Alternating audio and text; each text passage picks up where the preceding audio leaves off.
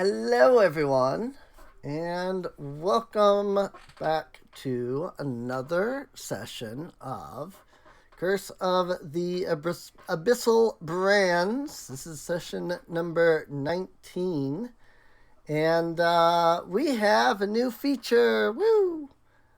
I figured out how to. I've seen a lot of YouTubers do the thing where they have the little like flashing icons for people when they're talking, and I just figured out how to get that set up like 5 minutes ago.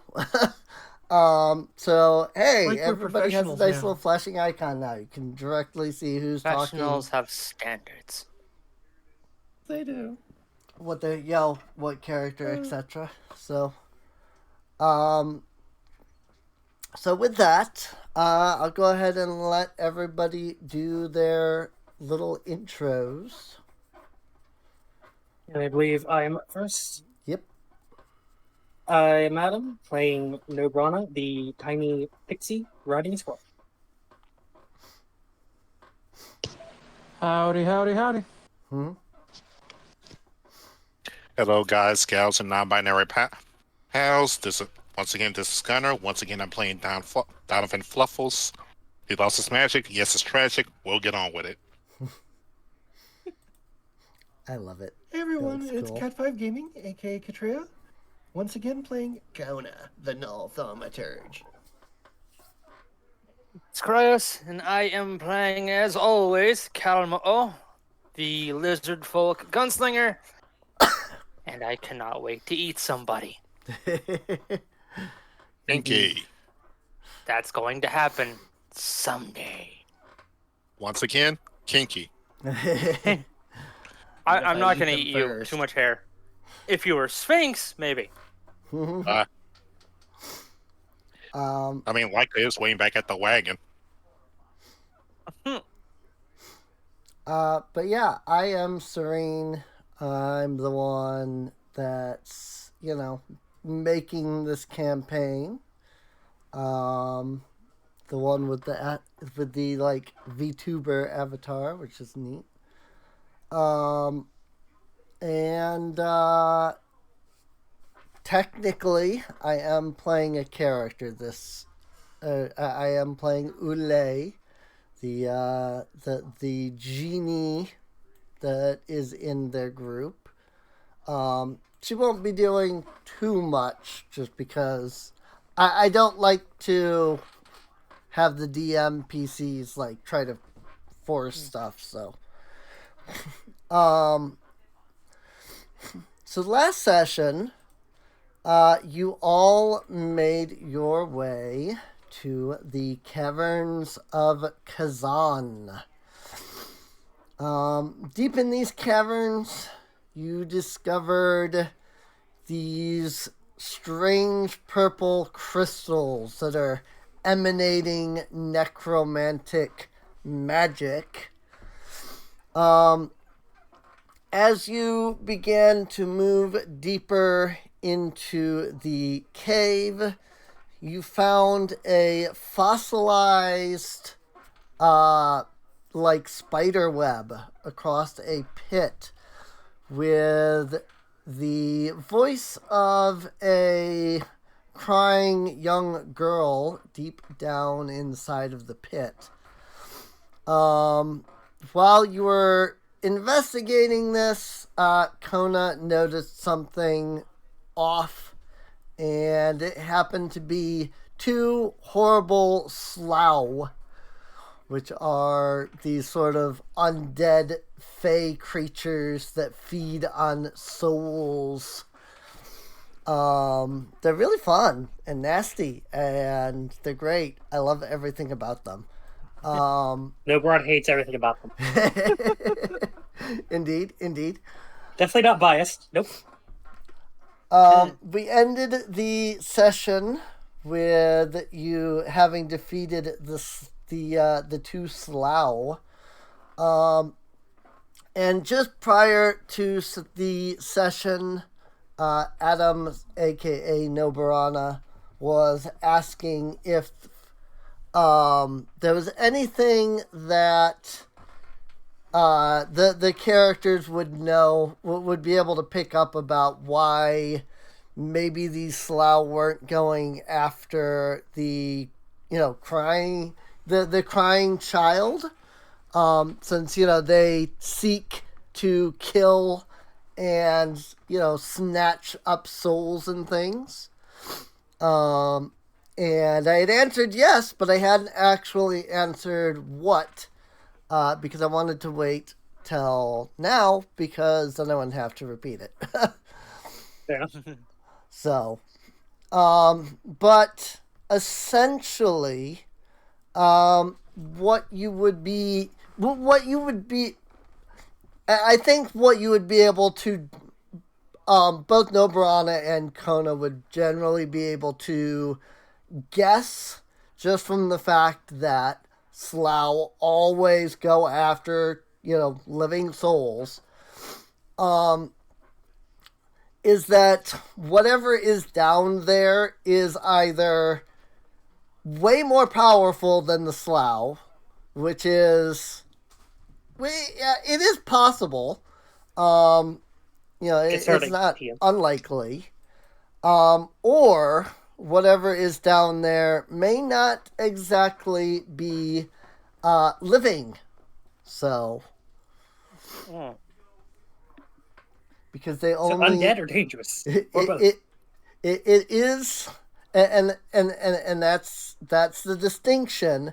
They go after living souls, or those that have died within the last hour. So, ghosts, they don't go after that. You say that like they're Go ahead. Sorry, go ahead. I'm pretty sure there must be some connection between those things and the necromantic crystals. I mean, you say that like they're mutually exclusive.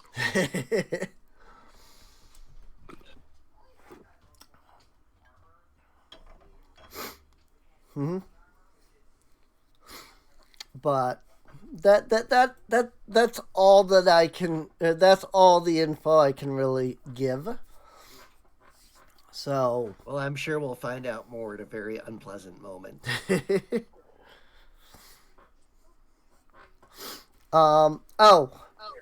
Just as a reminder, Kona did attempt to shine her lantern down into the pit. Her lantern has a range of 60 feet, and she could not see the bottom. So. More and more, this is sound like that one SCP. I think you made that comment last time, too. Because we ended up getting into talking about the SCP. All right, well, let's start taking a look around the other side. Yeah. Given what that noise has to be coming from, they're not in danger. And if there's any more creepy invisible shit, I'll let you guys know. You can see their invisibility. Yeah, when things are invisible, they look like a shimmery thing to me when they're in the lantern light. No, just point me where to shoot. That was how Kona knew about the Slough, was that she could see like a shimmery thing where the Slough was. Because it was but Nobrana was over initially. here. Nobrana was over here. So yeah. She did not see that.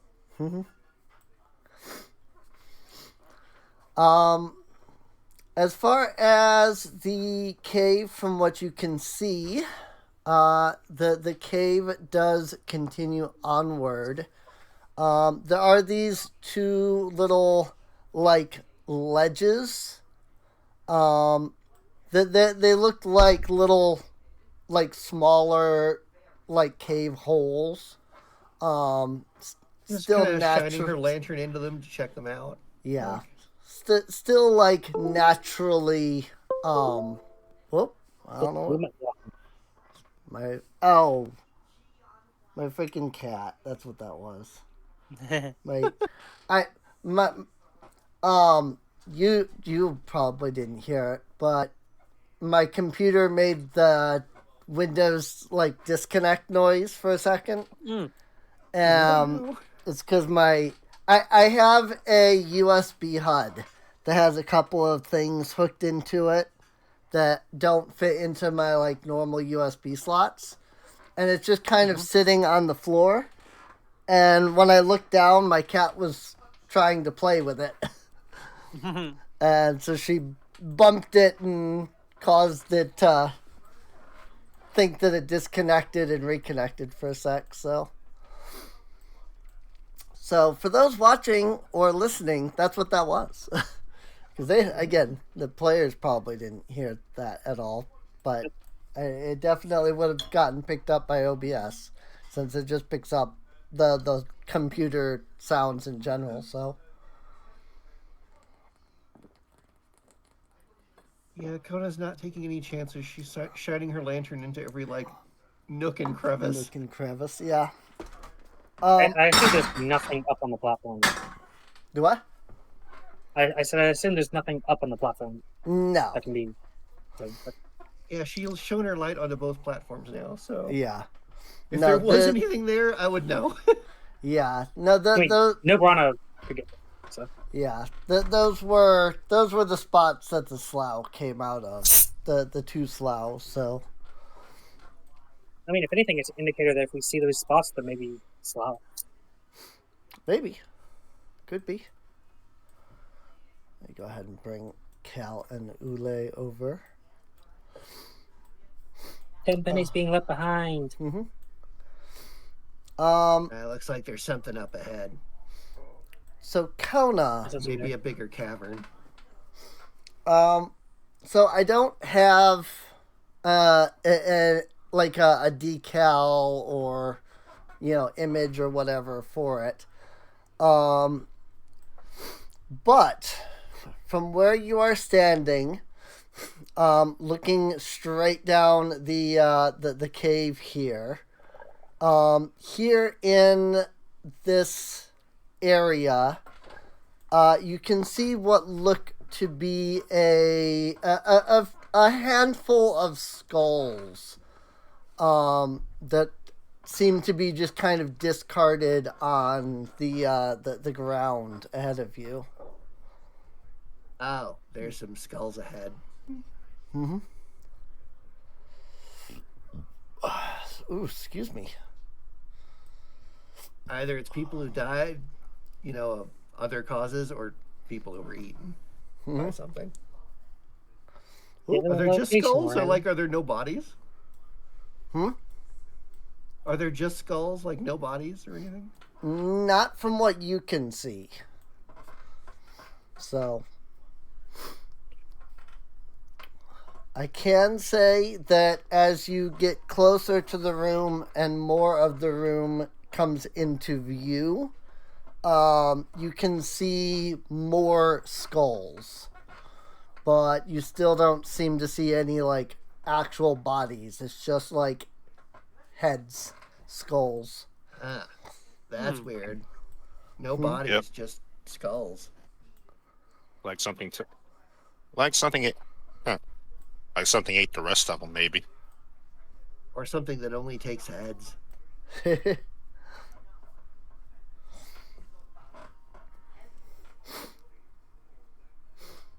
Is it possible to tell what they belong to?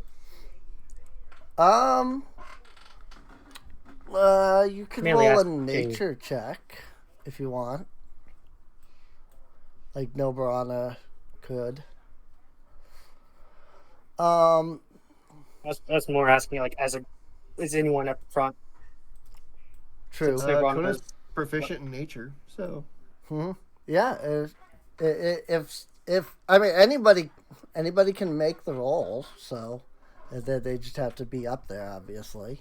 I hadn't moved into the room yet because I was letting everybody catch up. Right. Can I try a seek? Can I try a seek? A seek, sure.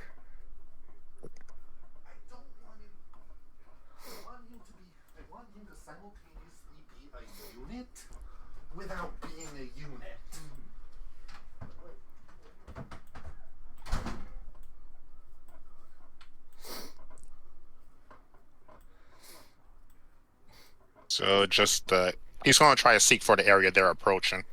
Okay. It looks like you have to make a secret perception check. Right. Let's See how this goes. Let me just double check. Get a status boost. Wall nature from the drama. That's That's surprising.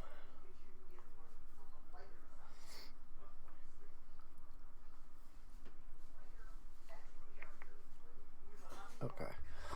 That's not what I'm looking for, but it's fine. Oh, that's terrible. Ooh. Yeah. I feel like they should be reversed.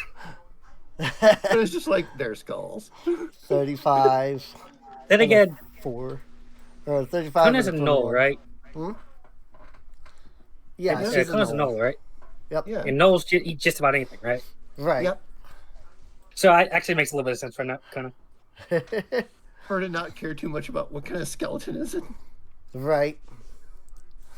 For some reason, I feel that this is much more like likely a creature that takes heads rather than eats bodies.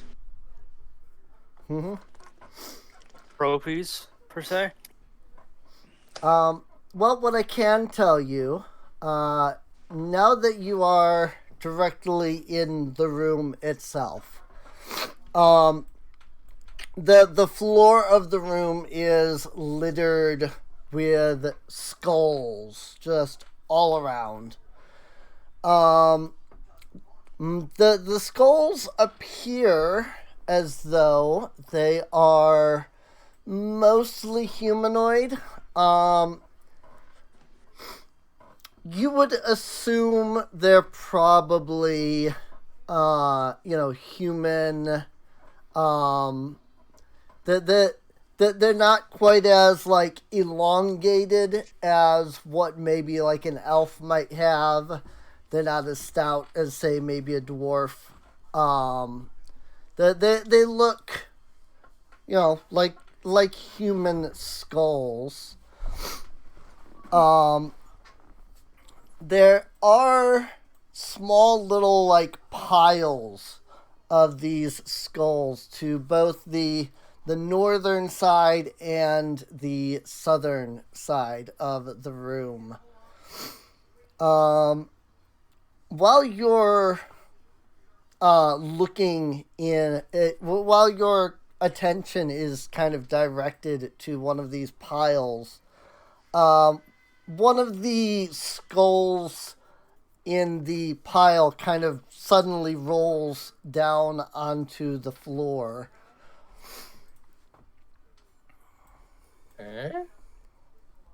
Huh.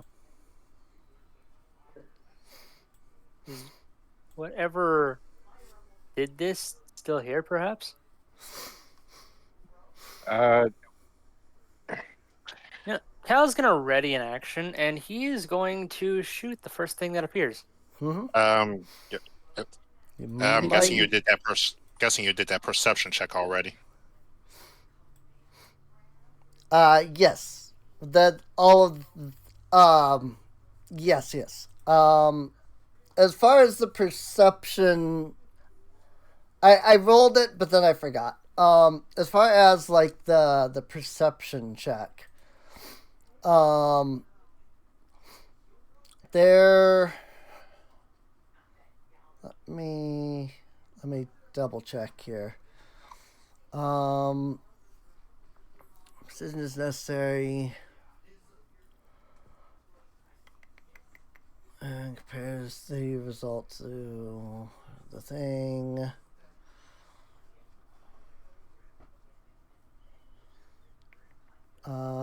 Okay. So I was just double checking exactly like what all it says on it.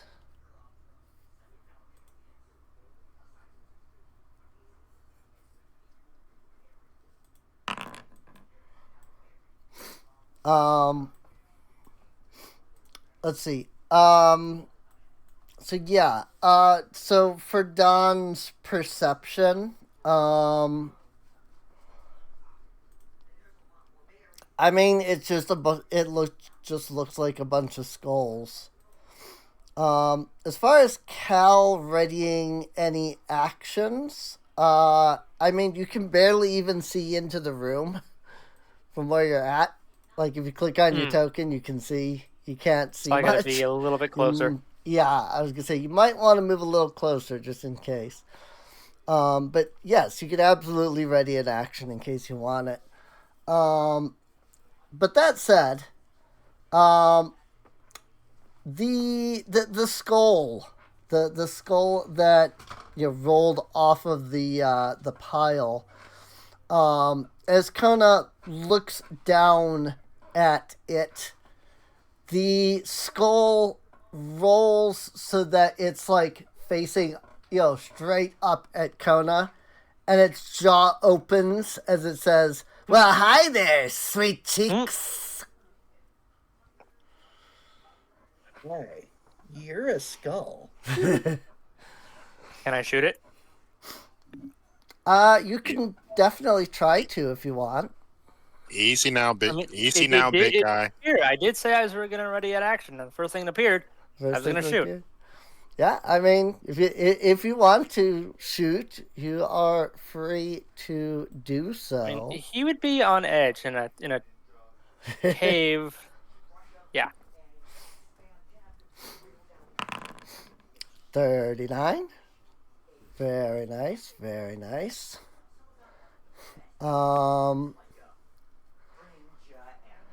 Let's see. I mean, I can tell you that would definitely hit.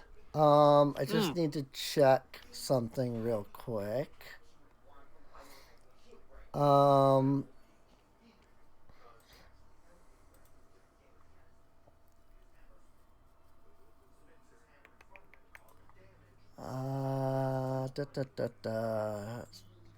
Yeah, I'm just looking over something here. Why don't you roll some critical damage? Why not? This poor skull, if he's in fact moving. I mean, you did roll Would a I 39. add one shot, one kill, and vital shot? Or no? I would imagine so, since those are. Let me see. Well, you wouldn't be able to vital shot because that on its own is a 2 action, if you remember. Oh, yeah, that's right. I only readied one action. To shoot. Yeah, you can only shot, ready one an kill. action that is 1 action because readying an action is 2 actions. So. Gotcha. But yes, your Holy shit. 1 shot, 1 kill would definitely qualify since it is the first shot that you make. So let's see. This poor skull. I really hope it's secretly evil. If it's not, I may have screwed us over. Yeah, you think? So you I'm sorry, Kona, for shooting your date. You blast the skull.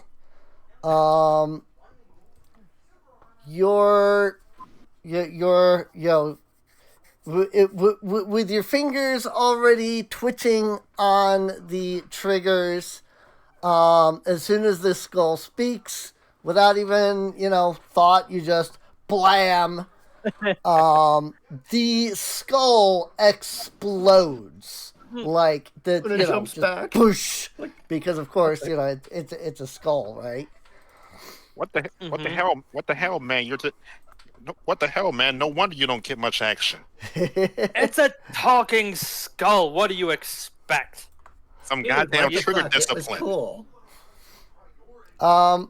In response, the two piles of skulls suddenly pull themselves together into these massive swarms and See?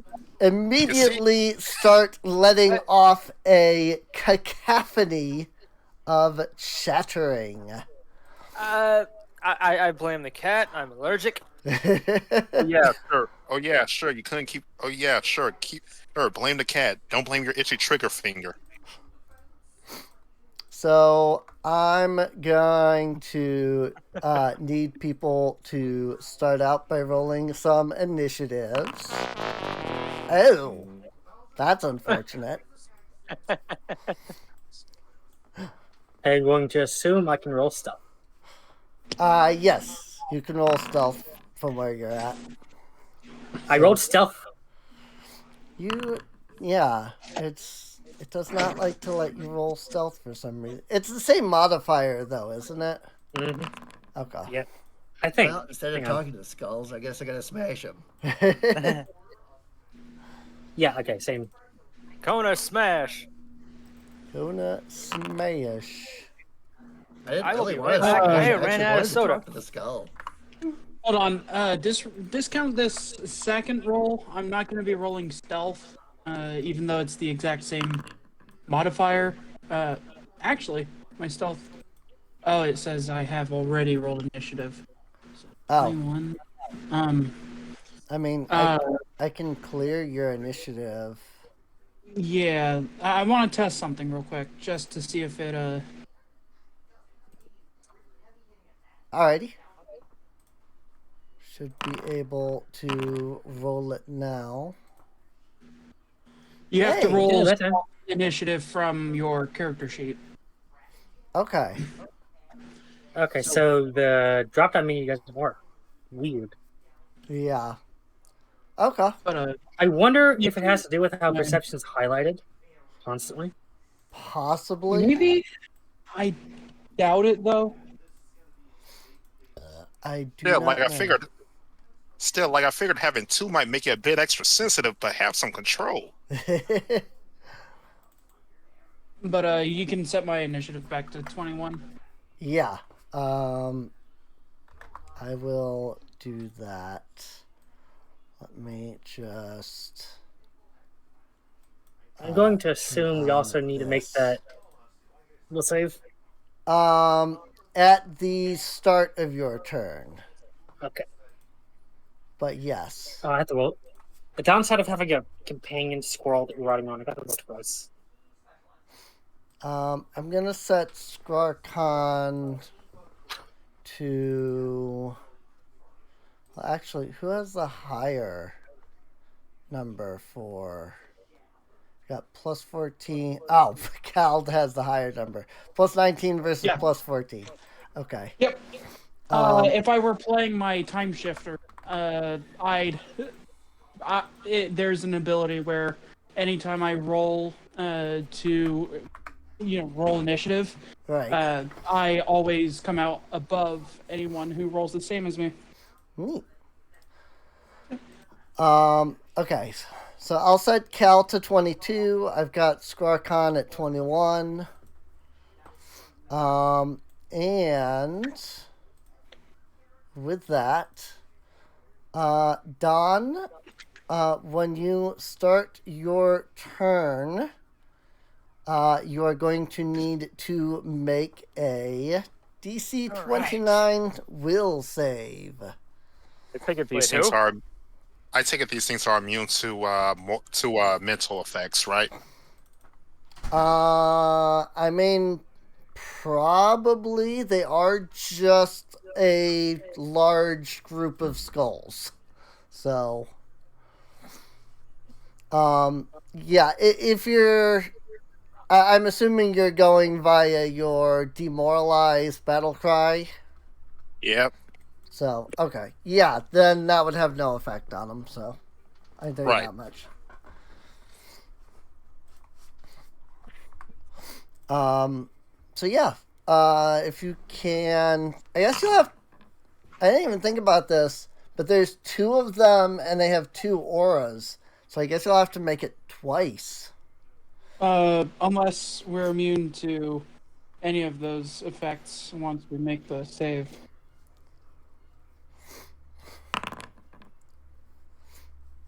Yeah. A creature that successfully saves is immune to that swarm's chattering teeth. So Oh, I think that Okay. means so you can become immune to one, but that But not doesn't to make the you other. immune to all, kind of thing. It Great. seems like. Which is interesting because that means that Don succeeded against Skull 1 but failed against Skull 2. And thus you Do duplicates even stack? do Is what? the question. Do duplicate auras even stack? I have honestly no idea, but the Okay, let's see. Duplicate effects. When you're affected by the same thing multiple times, only one instance applies using the higher level of the effects, or the newer effect if 2 are the same level. For example, if you were using mage armor, you can cast it again. right. I mean, I'm assuming auras would stack because otherwise I feel like it would say that you're immune to Fair enough. the chattering teeth in general, but specifically says to this swarms. So Well, But if I'm it does not specify, then yeah. I'm not sure of where to find it in the rules, so I'm not 100%. But I mean, you could stack them in D&D. I know this isn't D&D, and there's been a lot of differences, but I would assume that the auras of 2 creatures would stack.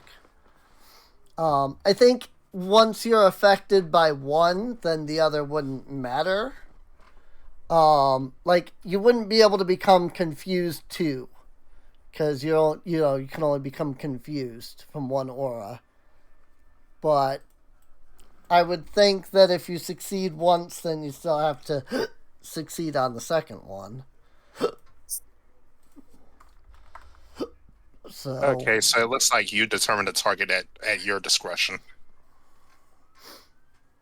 I determine that.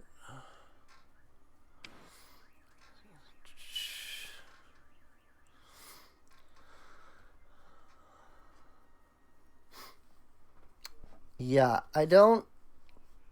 If looking at the aura ability, looking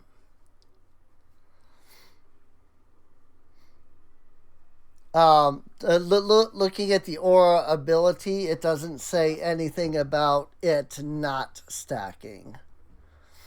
The GM might determine that a monster's aura doesn't affect its own allies. Like if a creature is immune, a creature might be immune to a monster's frightful presence if they've been around it for a very long time. So basically,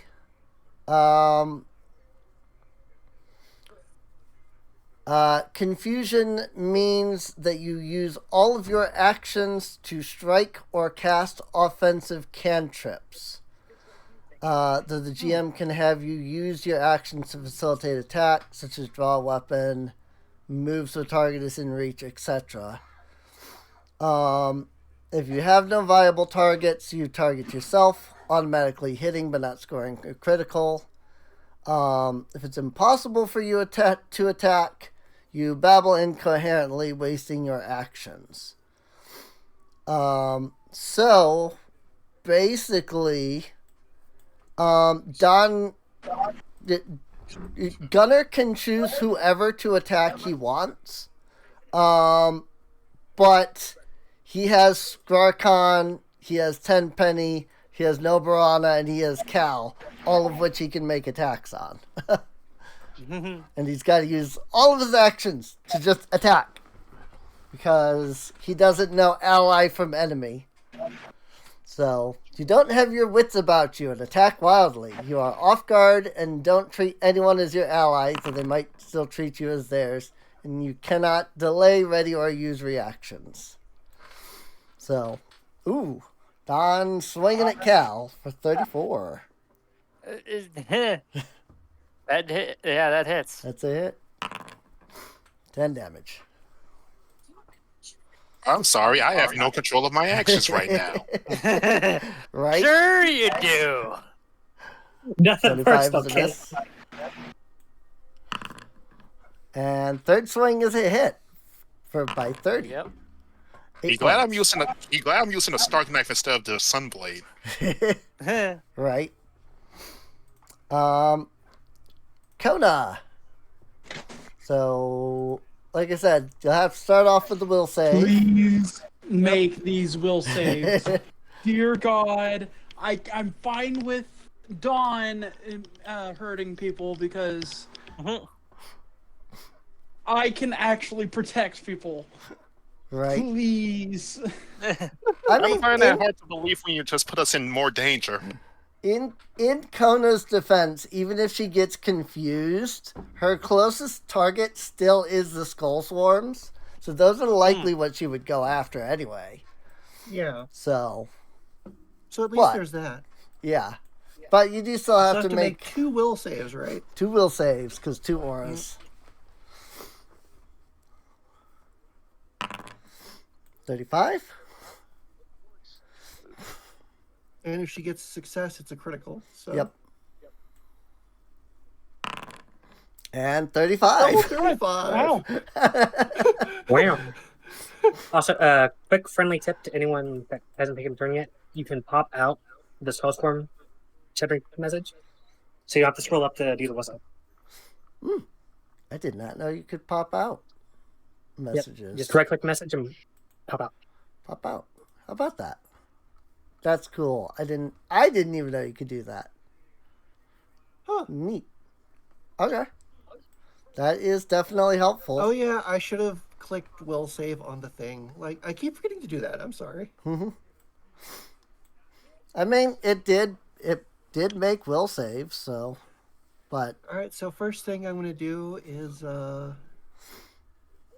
try to exploit these guys. okay.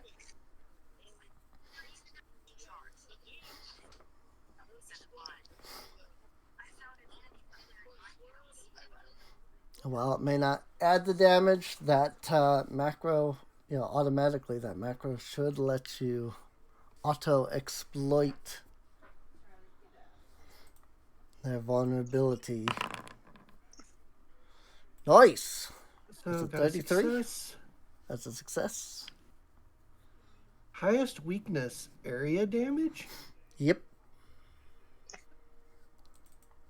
Okay, this is gonna look weird. Her sword now somehow deals area damage. Area AoE. I'm trying to imagine what that even looks like. I just imagine like it's a Shockwaves. swarm of tiny blades. Like if you know Bleach, Simba Dakara. Just a tiny Those, version. Oh, what if her sword Dawn left it like a trailing after effect? You know, like that, where Right. it leaves like after images of itself. After images of itself, that would be awesome. Okay, so I'm gonna decide that's what it looks like. It's leaving after images, and they're all hitting the skulls. So Right. Sounds like a plan to me. Does Dawn have the stupefied condition? Confused. No, it's the confused condition. Okay. Man, if it was stupefied, I have something to counteract that. and I delete that big wall of text because we don't need it. I wish Yeah. I could just click a button, but I have Right. to bring that up to click the button. So Right.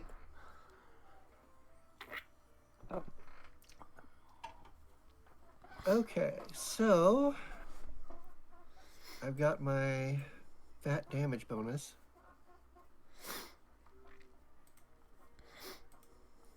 So I'm gonna move a step over here and just do a regular attack since I've only got one action left. Alrighty.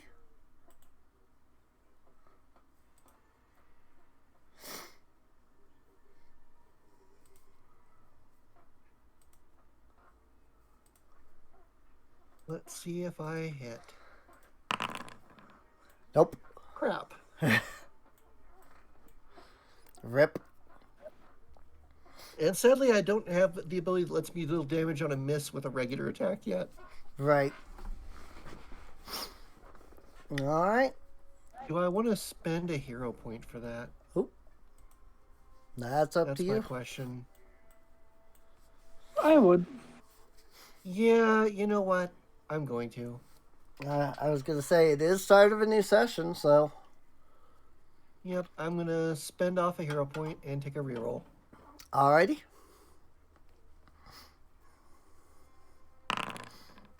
That's better. Yeah, there we 32 go. is a hit. Very good. Woo. And then I get to add...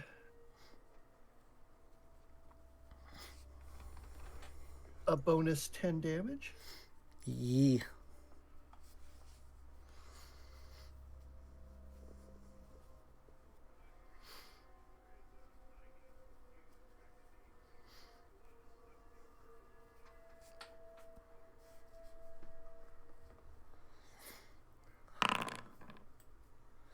$25 damage.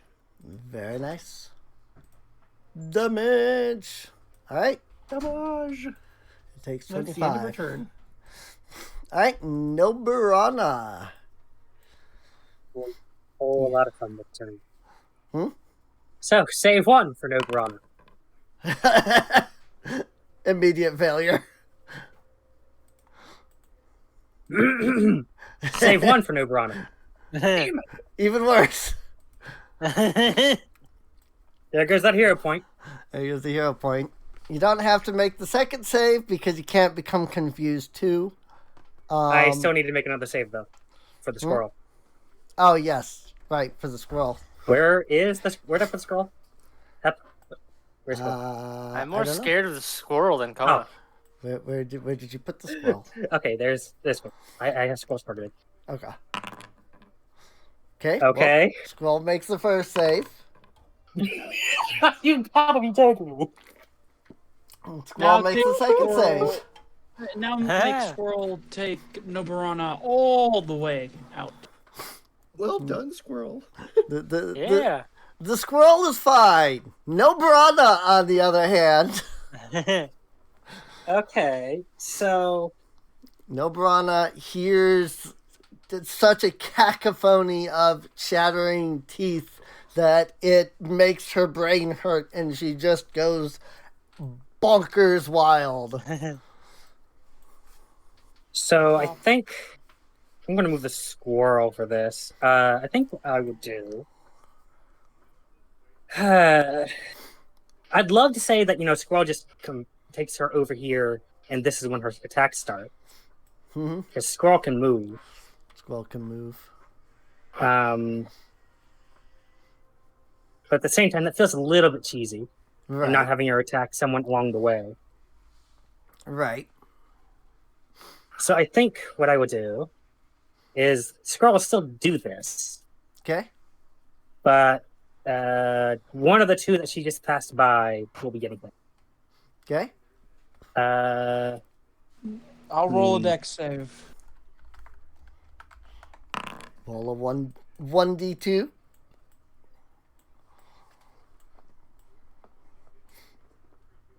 Let's see who to attack. Let's see. So is it like? I think it's like this. That is not what I want. Come on, 1d2. 1d2. So if it's one, Scarcon. If it's two, Dom. That's Whoop. apparently not how you do that. You gotta put a I see. slash in front of it. /R. Slash R. Slash 1d2. R. Done. Oh no, he's off guard. Oh no. Yep, he is off guard. So sneak attack. Oh no. Oh dear. Don't worry. This may give Dawn the ability to roll a save against Roll it save. again. Yeah, because he if he takes damage, he does get to make a flat check. So Let's see. So, strike. And I can say I can heal him. alrighty. I mean, technically he's not concealed, but that's probably because we both rolled stealth. He's concealed because he has a cloak of displacement that gives him the concealed. But you beat the DC 5 flat check, so you succeeded. Even though he has the cloak, you still succeed in hitting him. So I am going to choose for the -2 speed. It's an enfeebled. Actually, what does enfeebled 1 do again? enfeebled is Yeah, I'm gonna- a -1 to strength-based rolls and DCs. See, I'm going to do minus penalty. Actually, that's that. Is that only on crit? I forget. Hmm? The debilitation. I gotta check that real quick. Where is it? Where is it? Actions. Debilitating strike. Trigger is you strike. Your strike hits an off-guard creature and deals damage. Okay. Does not need to be a crit. So yes, you can either deal a -10 speed penalty, or you can do an enfeebled 1. Yeah, basically, she just pokes at his ankles. Okay, so -10 speed. Don can make a flat check, DC 11. So just roll a flat D20. 7. No, Rip. that would be so funny. I guess I gotta move Nobron out. Now, does the squirrel moving does that cost one of your actions, or I would does assume the so. squirrel have its own actions? Since I'm riding it like a mount, so I would assume so. That's how we've been doing it so far. So. Right. It's just normally she's been the one to command it, but when she stops giving commands and Squirrel realizes, something's wrong. And I'm taking 20 damage. Yep.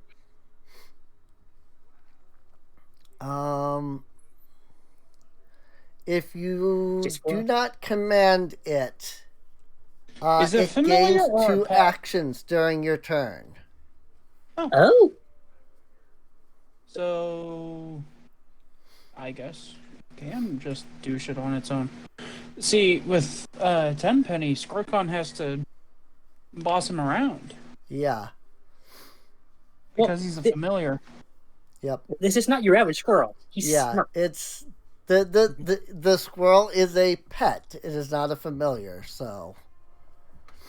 I don't know how I feel about that. Familiars and pets being stronger than familiars. I mean that's how that's what the thing says for, like, if you open up Nobrana's sheet and look at the pet. So it has the minion trait, meaning it gains 2 actions during your turn. Let's see. I think the difference is familiars can probably do more than pets. Yeah.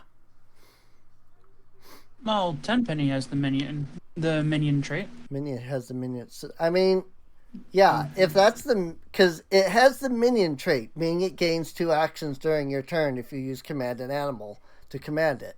So I think that actually just straight up means that that's a minion trait. Wouldn't the biggest difference be that A familiar could be brought back, but if a pet dies, it's just Yeah. dead. Right. Yeah. That too. yeah. So I didn't realize that. Because with Lab Assistant, it says it can use your quick alchemy action. right. So, I guess it just means it can use quick alchemy. Okay. Yeah. I've been misreading that all this entire time, I guess. Yeah. It does take an action to command like your pet or familiar or whatever. So you spend one action to give them two, essentially. But So I am still yeah. down in 2 actions. Okay. And so I'm going to just move this up here, but technically, in same square. Right. I don't know if this would potentially give No. linking It won't. because Nope.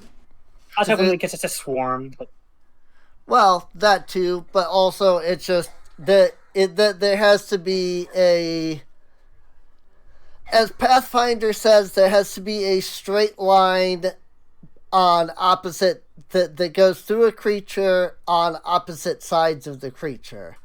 There is a straight line here, but it's not on opposite sides, so it shouldn't count. We'll see if the program does it, but it shouldn't.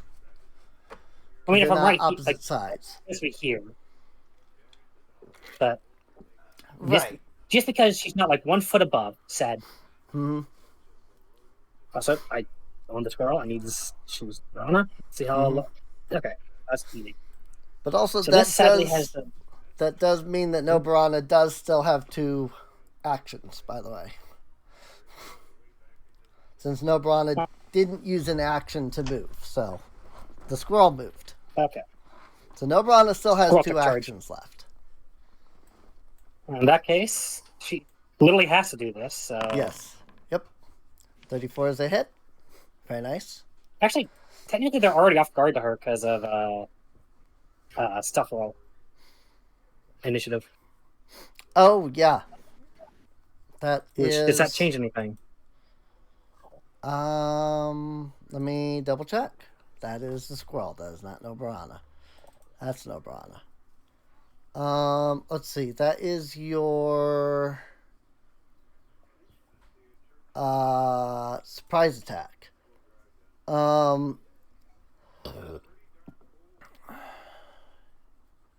Yeah, on the first round of combat, if you rolled deception or stealth, if the creature has not acted yet, which it hasn't, because its first turn is at the bottom of the initiative, it is off guard to you. So yes, it is in fact off guard to you. Everybody that has not taken an action yet is technically would be considered off guard to you. Which actually doesn't mean it. Dawn would have been the better choice regardless, because Yeah. well, I mean, you could argue that Scarka would know where I am, but Yeah, So yeah, does that change if that's a critical? But I haven't acted yet, so I would have still been off guard. It's Right. if you roll initiative or stealth for initiative. It's not if you're concealed to me whenever initiative starts. Right. Feels weird, but But no, that would only make it a +7, not a. It needs to be a Sad. +10 or higher in order to crit. It so only I makes it a can't. +7. 'Cause I- you rolled a hit at +5, so This program was trying to tell me I do not get sneak attack. Rude. probably because it doesn't realize that the creature was off guard to you. You should just be able to hit the button Yeah. for sneak attack. So, but yeah, when you made that roll, the swarm was not considered off guard. Bruh. So, Bruh. Was that minimum damage? That was minimum damage. Oh. Just about. Dang. 2 1s on the piercing and a 2 and a 1 on the bleed. so Rude. So, you want to know what's even worse about that? They have resistance. They have 10 resistance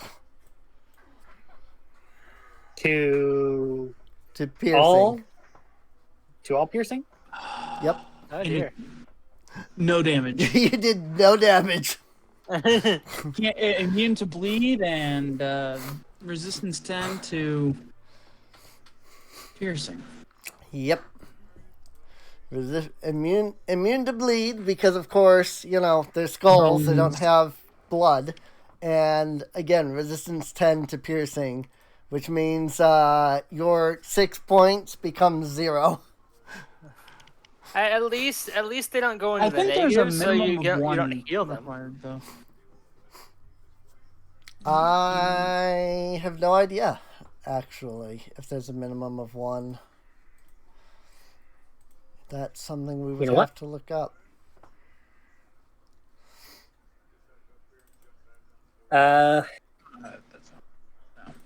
So incoherent, yes. But seeing that it didn't work, It's posted in the errata. Minimum of 1 damage. Yep, Minimum one? everything deals a Okay. minimum of So- 1 damage. Okay, so it takes 1 damage then. woohoo! Let's see. I need to. So, let's see. I need to check. Can I? Oh, let me see that. Such a straw weapon.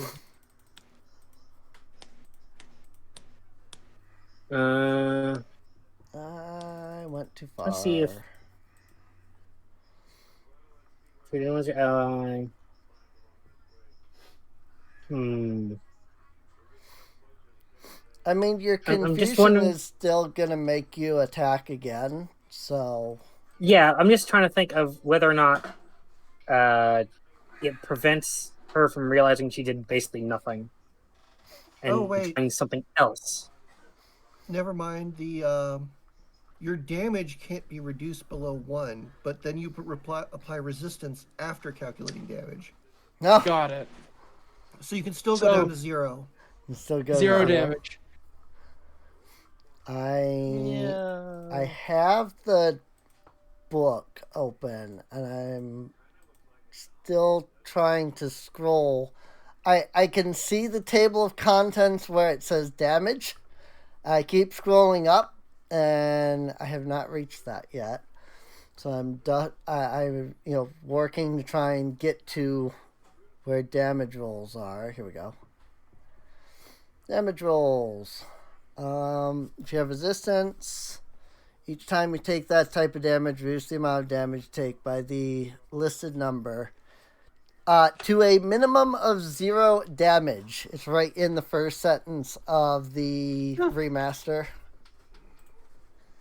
So, Great. minimum is 0. So, it did no damage. Sad. Damage noises. Okay, so given that it just says I'm confused and just attacking because I don't trust everyone, I'm going to assume that she's able to tell she can do nothing. Hmm. And because, let's see, I can attack with my magic instead, Okay. which, at this point, is going to not probably hit, but see, this is my magic, right? Your euphoric spark. See, okay, yes. Attack. Miss. Go figure. Alrighty.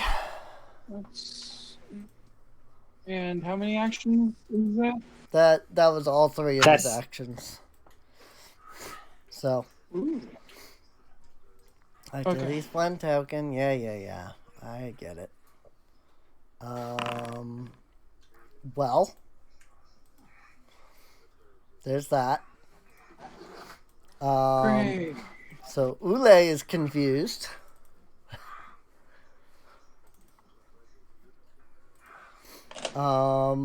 So what she's going to do is she is going to cast Phase Bolt.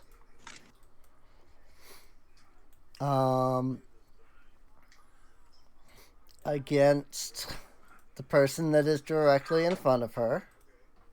Me. That's a miss. Oh, thank goodness. It's really By interesting -2. that Magic Missile in this version can miss.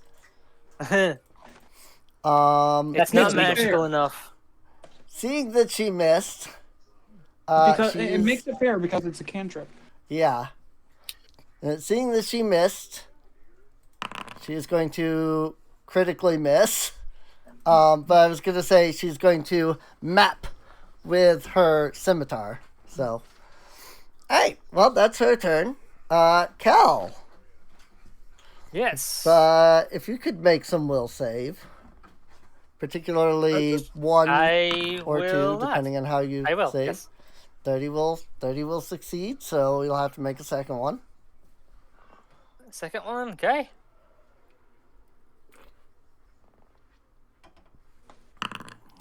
Ooh. 20 will not succeed. You can always hear a punch. I'm just imagining Conan looking back like, what the fuck's going on over there? Right? You know what? I'll do that. I'll use the hero point. I'll see. Sure. I'll see what I can do. wanna try this It's the hero becoming a point? brawl. There we go. Hey, that There's hero just a point coming clusterfuck in going on the clutch. hallway. Yay. Cal does not. Cal starts hearing the chattering. His brain, starts to hurt, and then you just hear Cal go, "Rah!" and just like that burst of like adrenaline pushes his Primal mind rage. through the chattering.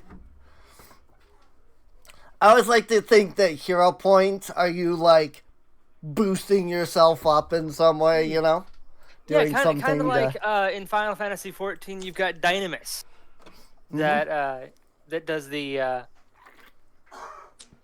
forget Yes. what they're called, but yeah, you know.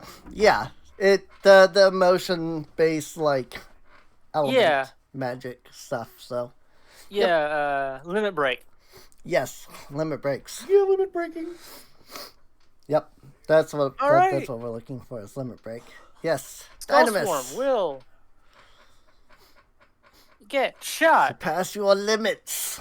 Actually, let me before I start shooting, let me check my. Okay, yes. I have bullets in the chamber.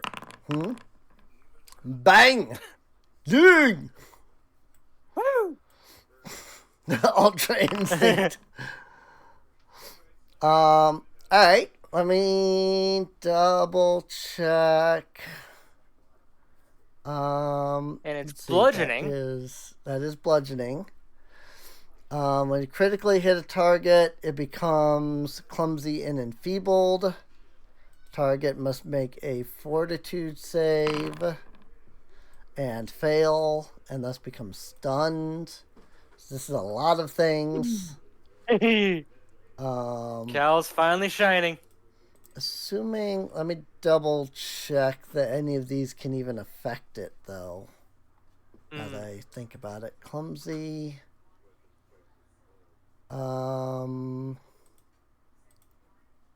Okay, it does not look like it has any specific thing against that. So it can become clumsy. Enfeebled is another physical. And so it can become enfeebled. And it does not. I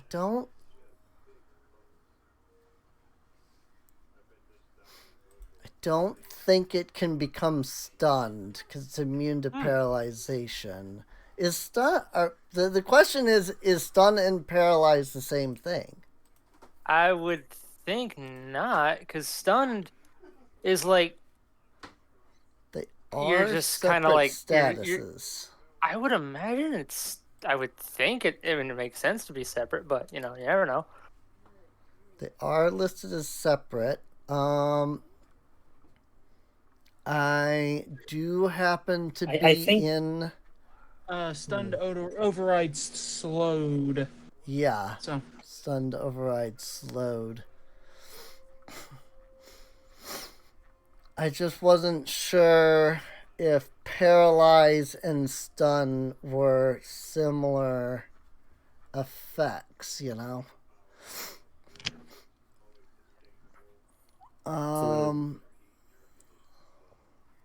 Stunned is you can't use actions. Paralyzed is your body is frozen in place. That's all it so says. you can't. So being paralyzed is not an increased form of being stunned. Right. It does not But appear. being stunned is an increased form of being slowed. Page 442. Do. Becomes senseless, yada yada. Stunned, override, slowed. Some might also have. Some may have duration.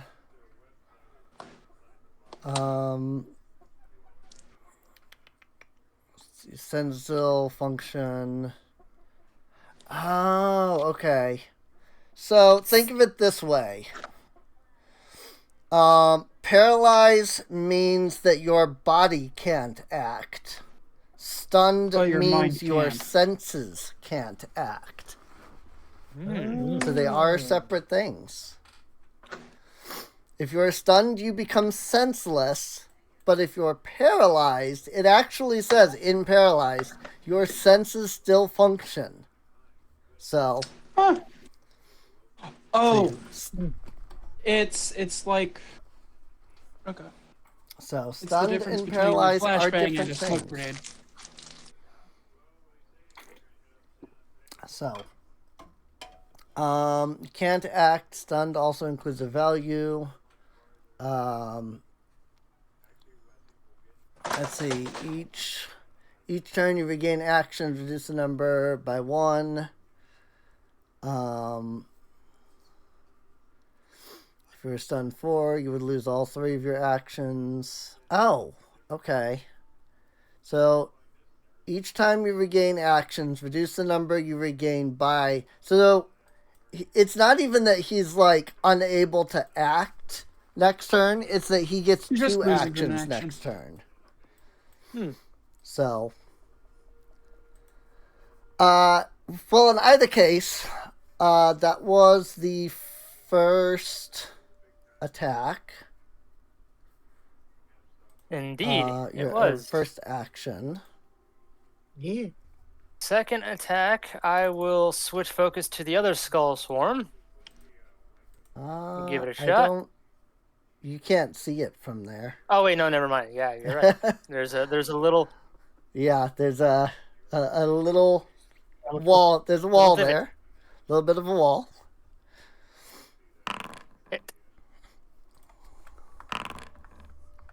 Ooh, minimum damage. Pretty much.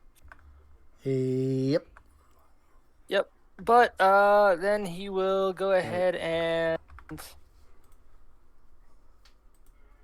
parry, just in case someone decides to, attack again. Ula. Okay. Dawn, you really have to worry about Dawn, because if Dawn steps up 1, you will be flanking. Well, good thing I'm parried, so I get a +1 to Uh, AC. Actually, no, I don't think you would. Because he wouldn't. So I have 30 AC Everyone's right an enemy to Dawn. So, Does it specify an ally? Yes, I believe flanking requires somebody to be your ally. Okay. It requires That's good, at allies, least. So Yeah, but Yeah, if you're specifically confused, says you don't have allies, any so- allies. right. Exactly. Well, that's what we're saying is you wouldn't get flanking because you don't have allies from confused because you're confused. So there is no Square you con. and your ally. Imagine if you could like Okay. hit yourself in confusion. Like you yourself are not you an do. ally. If there's no targets around you, you hit yourself. Yes. Yep. If there are no targets, you hit yourself. Oh, come on. So, all right. But yes, Squarcon will saves.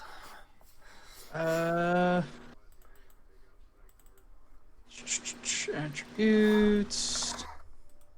We'll save.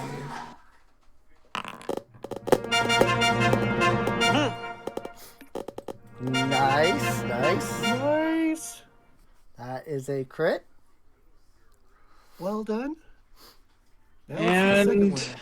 Oh no. Another. Unfortunately, that is not. I am going to use a hero point. Sounds like a plan. Oh, I already counted as 0 out of 3 for me. So Yeah, Nobody's I don't using a think the hero thing point 'cause updates it. This is like the best time to use one. Hey! Wow. Just That- barely. That is Great. exact. good. Dear Beats it, God. beats it. Okay. First action. I'm Oh, going thank to goodness. quick alchemy I assume they're undead because it's floating skulls in a swarm. I could That's be a safe wrong, assumption to make. Right. but Excuse me. I'm I think the only thing that could be is constructs. That said, your quick alchemy counts as a manipulate, which triggers Don's reactive strike. Oh, it Hold up. does. Yep. Does it? wouldn't Yep. wouldn't the two shots from Dawn count as manipulate? No, Because wait, no, it Hang on. says you can't delay Oh. ready or use reactions. Right. Yeah, right. Yep. While confused, you can't use reaction. Right. Oh, okay. Here I was trying for extra damage that didn't work. All right. You're Yeah. safe then. Never mind. Very good. Glad you caught that. So, all right. So, quick alchemy. I'm gonna quick alchemy a ghost charge. Okay. Ghost charge. That sounds new. Got it at the city actually. I just haven't had a chance to use it. Mm-hmm. Then going to load it using my second action, and I'm gonna target Swarm 1 because I can't target Swarm 2. Sounds like a plan. Yeah. Deals vitality damage. Nice. That's a hit. 36.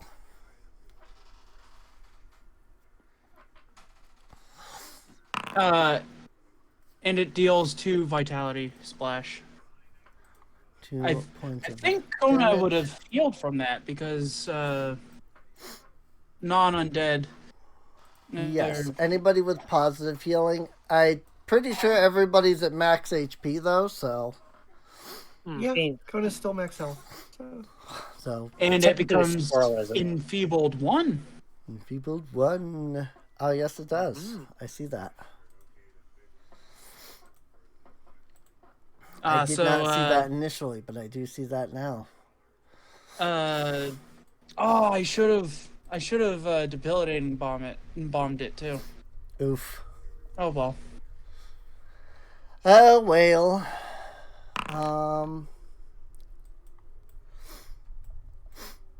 For the scroll.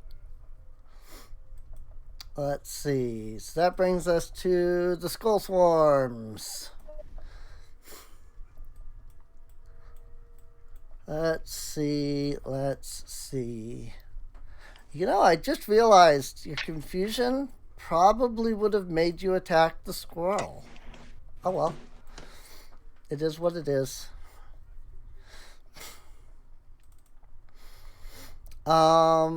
Let's see. How do I want to...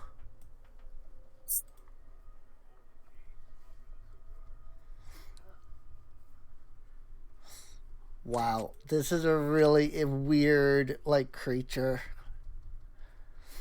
It doesn't technically have any attacks. So it is going to spend one action to move, which is going to put it here in Which triggers an Kona's attack from Kona? space. Hmm? Which triggers Kona's attack Nice. because it moved. Yep. So let's see if she can get some work done on this thing.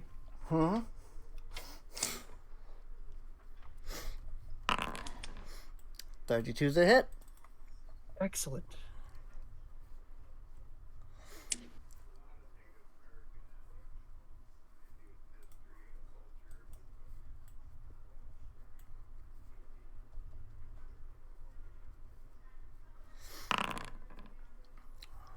$31 damage. The Very after nice, images very of her sword just cleave through the skulls. nice. Very nice. All right. And then, as its second action, whoops, that did not send to the chat. It's going to swarming gnaw. Oh, ooh. Ah, it's so bitey.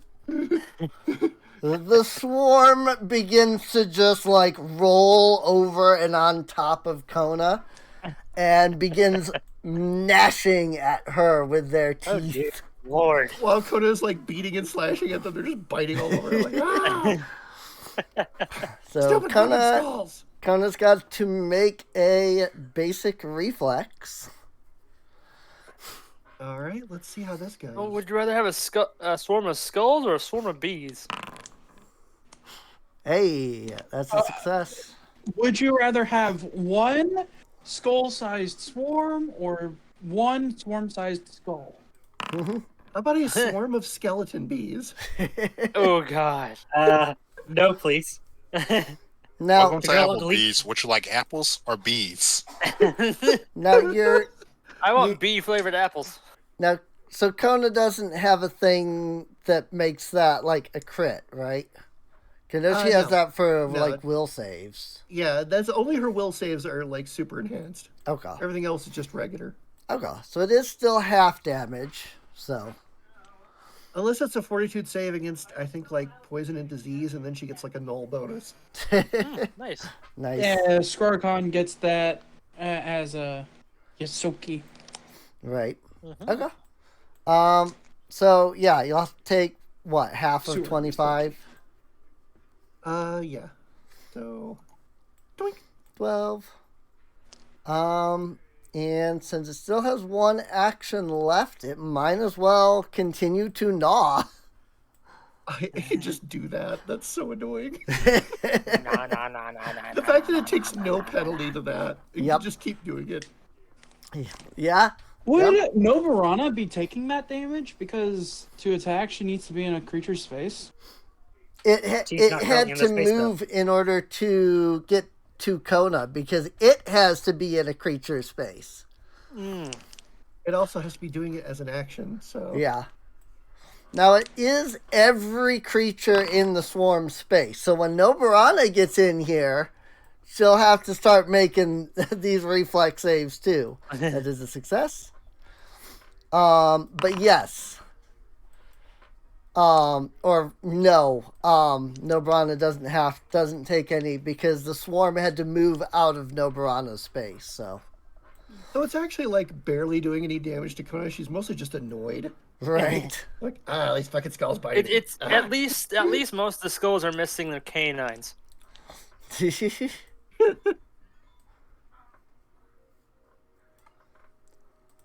Is that a null skull? That one has its canine. Hey, at least they're not lizards. You know, at least they're not Uruxi skulls, because then Mhm. they'd have a lot of sharp teeth. Yeah, and thankfully they're not Yosoki skulls because our incisors are Oh yeah, and the Black Death. Right. not a no. Um, Yosoki are actually incredibly clean.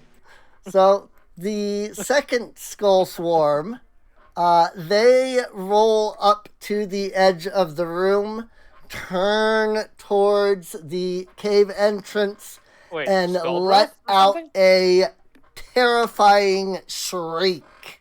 Mm. Everybody except for Kona and Noborana, since they're Ew, morning in the breath. room, have to make will saves. More will.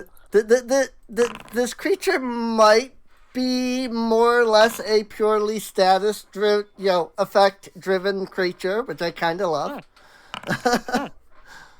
I Statuses are kind of fun. may Crit damage is great, but sometimes I may or may not have picked this because it's kind of hilarious and awesome, and I like These it. things are I'm pretty glad I great, shot that actually. guy. At least everyone will be able to make their flat checks to get out of being confused. No, because this doesn't deal damage.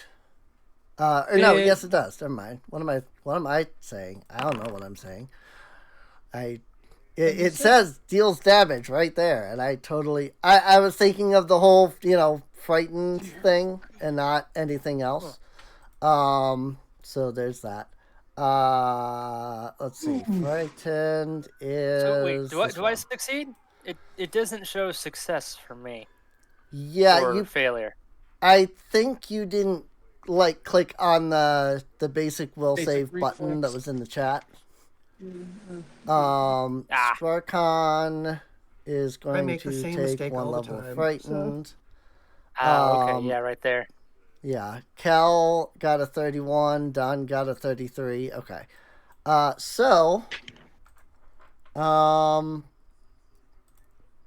It actually does kind of work out Unfortunately, exactly in that way.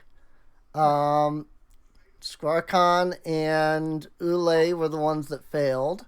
Don and Cal were the ones that succeeded. so we take half. So those Right. those that succeeded do take half damage still.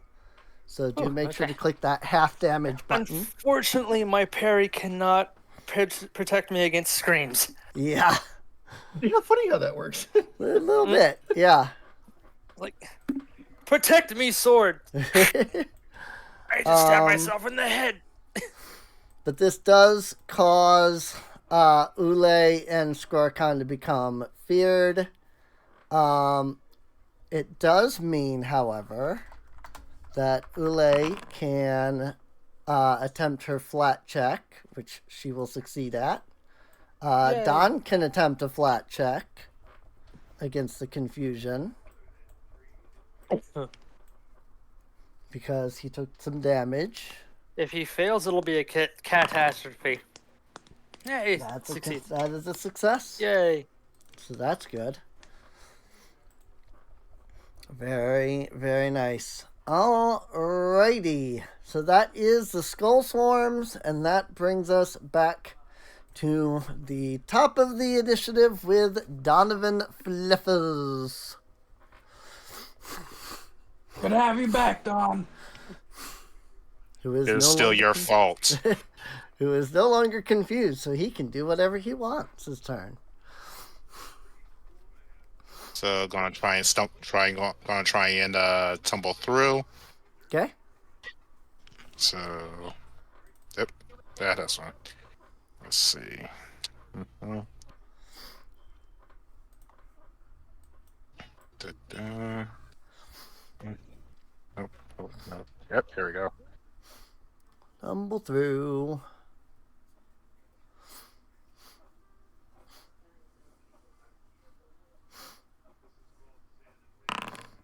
31. Nice.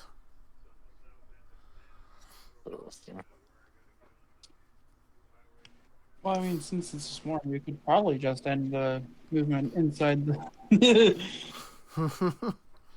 That will Yeah, leave step them. in. Step inside. Nah. Let's see. That will leave Swarm to off guard. Also, don't forget to give yourself your concealed back because you are All right. start of your turn. Your You know, I'm fighting a bunch of skulls, but I'm eating candy out of a skull. Asserting dominance, are we? Yeah, right. I've got a skull jar that I have like a bunch of gummies in. I wish the freaking conditions window was bigger. It's hard to find. Hooray for gummy cocktails. Dang! Wow. That is a crit. Mm-hmm. Oh, I forgot to do something with this guy up here because he took some splash damage. Mm. So I forgot to add that in there. But yeah, go ahead, Don. Roll your critical damage. Dang! Let's see.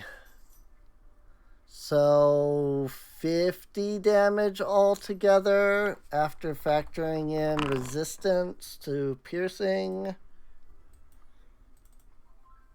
Or no, wait. Yes, 10. It's piercing that it has 10 resistance to. Okay.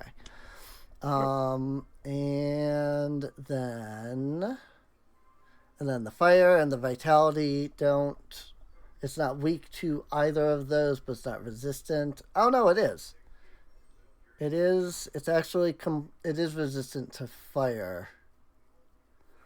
So it actually needs to gain 8 hit points back because it has resistance 10 to fire. There we go. All right. So that's one. That's what? 2 actions. Yep. And that's a miss. That's a miss. Right. I mean, you did freaking what? 42 damage. Damn. Yep. Yeah, So- that's very respectable. Mm-hmm. You are so 2 points of bleed damage. Don't forget to take that. And then roll your recovery check. Nope. Off Nope. by 2. Hmm. I doubt it takes damage from poison. Kona, you're up. I wonder if acid. Acid might work. Mm-hmm.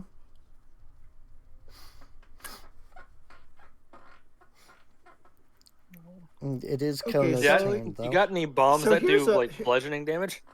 Here's a really weird question. Okay.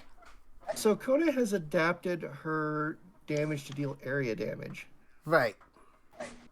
According to the Pathfinder 2 rules, an area must be at least more than 1 square. Right. So does that mean her attack could spread 2 squares? So if you were to spend an action to move down 1 so that your character is able to essentially reach both of them, I would say yes. Okay. So she's See, Because here's the way that I'm viewing it.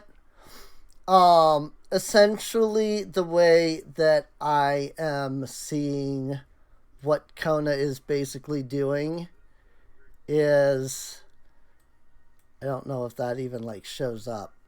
But what I'm viewing Kona is doing is like, this is Kona, and then these other 3 squares here, these are the area damage, right? Exactly, because she's adopting their weakness. Right, And their weakness would be like filling this 10-foot area with damage. right. So by being here, then you could either point up and do area damage to just those 3, or you could point downward and hit both of them with the area damage. So I would that would be my answer. Okay. So you're filling a 4x4 space with your square being one of those 4. So as long as, like I said, as long as you took that, it was an action. But yeah, as long as you took that, a move down so that your 4 squares connect, then yeah, go right ahead. No, she's gonna charge up her sword and lantern for twin weakness and just be like, stupid fucking skulls! Blast!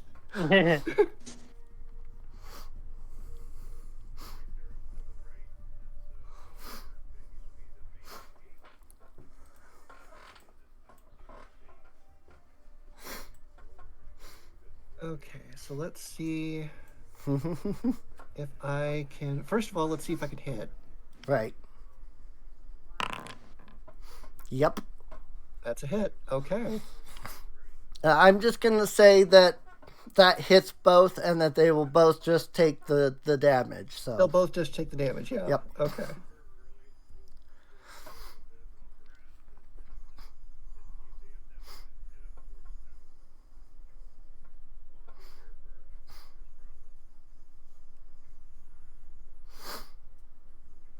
I love giving this damage a unique name every time I do it. It's like, it's so dumb, but I'm enjoying it. Right.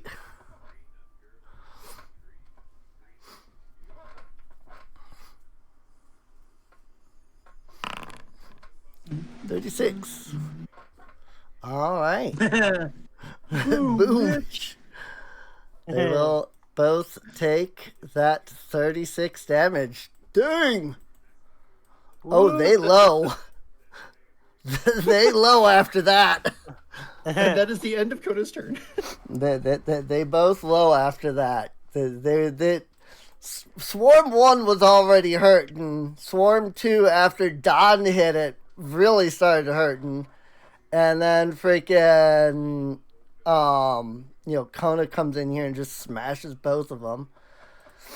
Noburana, you are not confused anymore. Don't we have to make another will save against the other swarm? No, because I'm just kind of assuming that while you're confused, you are technically affected by the other one, which then makes you immune to both of them. Okay. So.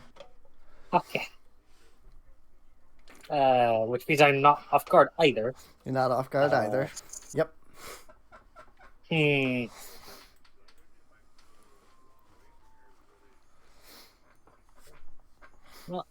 Well, but I can't have the squirrel do the tumble third movement.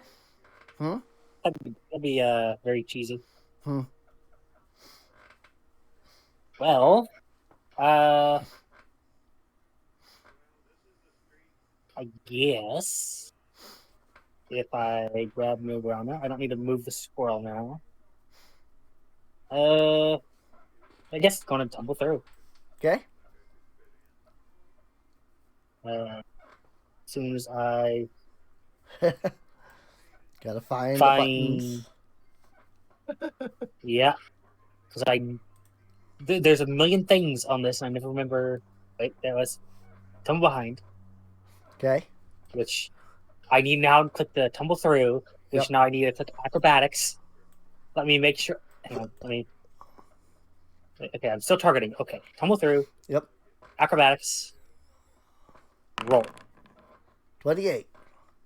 False. Yep. Your movement ends.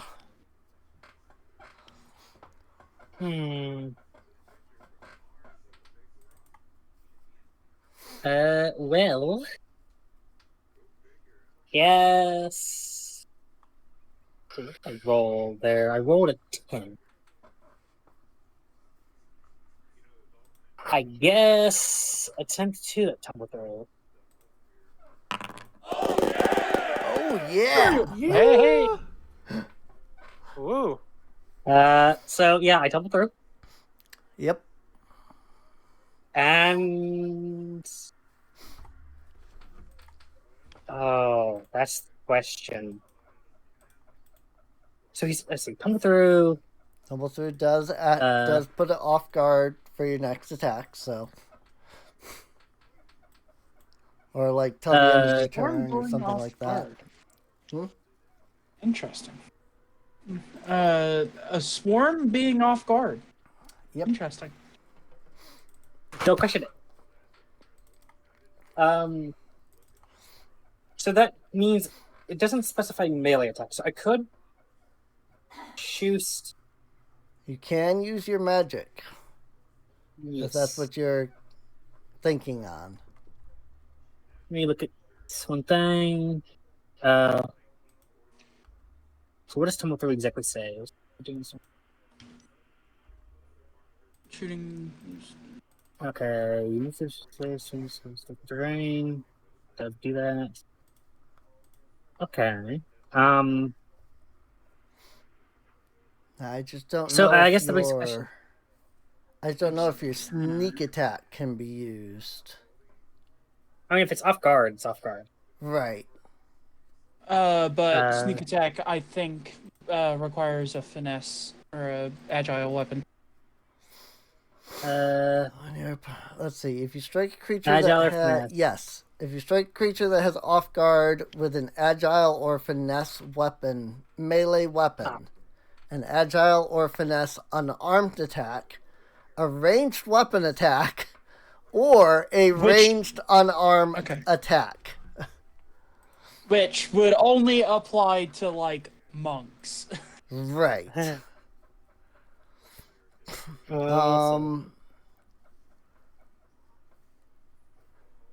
Oh, actually, Euphoric Spark, ranged. You attack with an unarmed attack. Huh. There you go. So it works. Yes, so you can sneak attack with Euphoric Spark. How about that? Interesting. I guess that begs the question: is there? I didn't actually check last turn. Is there a penalty for attacking with ranged in melee range? There's none. Okay. Say that I have no idea. The only like thing about it is you can get reaction striked by someone that has reaction strike. Right. But well, these things since don't. this thing is, since this thing is immune to my, or pretty much, resistant, not do much damage. Right. That's a crit. Nice. So 20 point of. Let's see, what is that? What kind of damage is that again? It would be mental. It would be. Oh, it would be mental. Wait. It's a. Yeah. Wait. It's mental damage? Because that does nothing. You would literally deal no damage. I forgot about that fact. Whoops. I don't suppose I could rewind a bit. I'll let you this one time. Because it just, it's yeah. That's I gotta roll again. So I forgot these things are skulls. These things are skulls, indeed.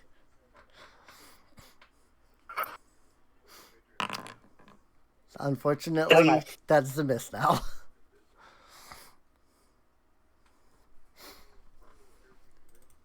Oh well, that's my turn. Mm-hmm. I did nothing either way. Hey. All right.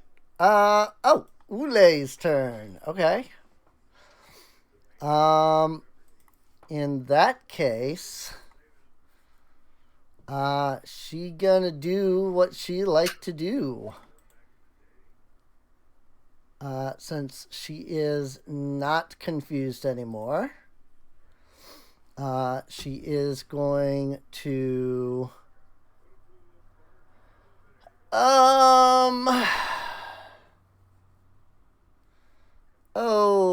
I don't know if there's any point in her using any of her stuff.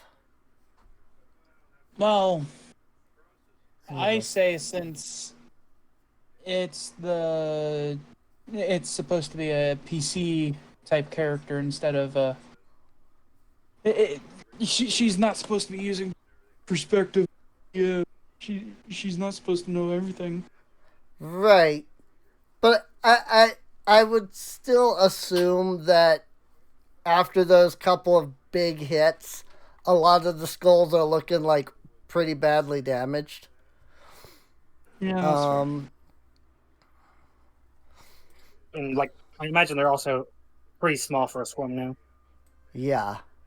So If this were D&D, I would, I would argue that, like, because they're a swarm, they've, like, diminished in size as well. Because that is how that actually works in D&D, so. So she's going to spend an action to stride, and then she's going to spend 2 action to cast Haunting Hymn. And if I'm thinking correctly, a 15-foot cone puts both of the swarms in it.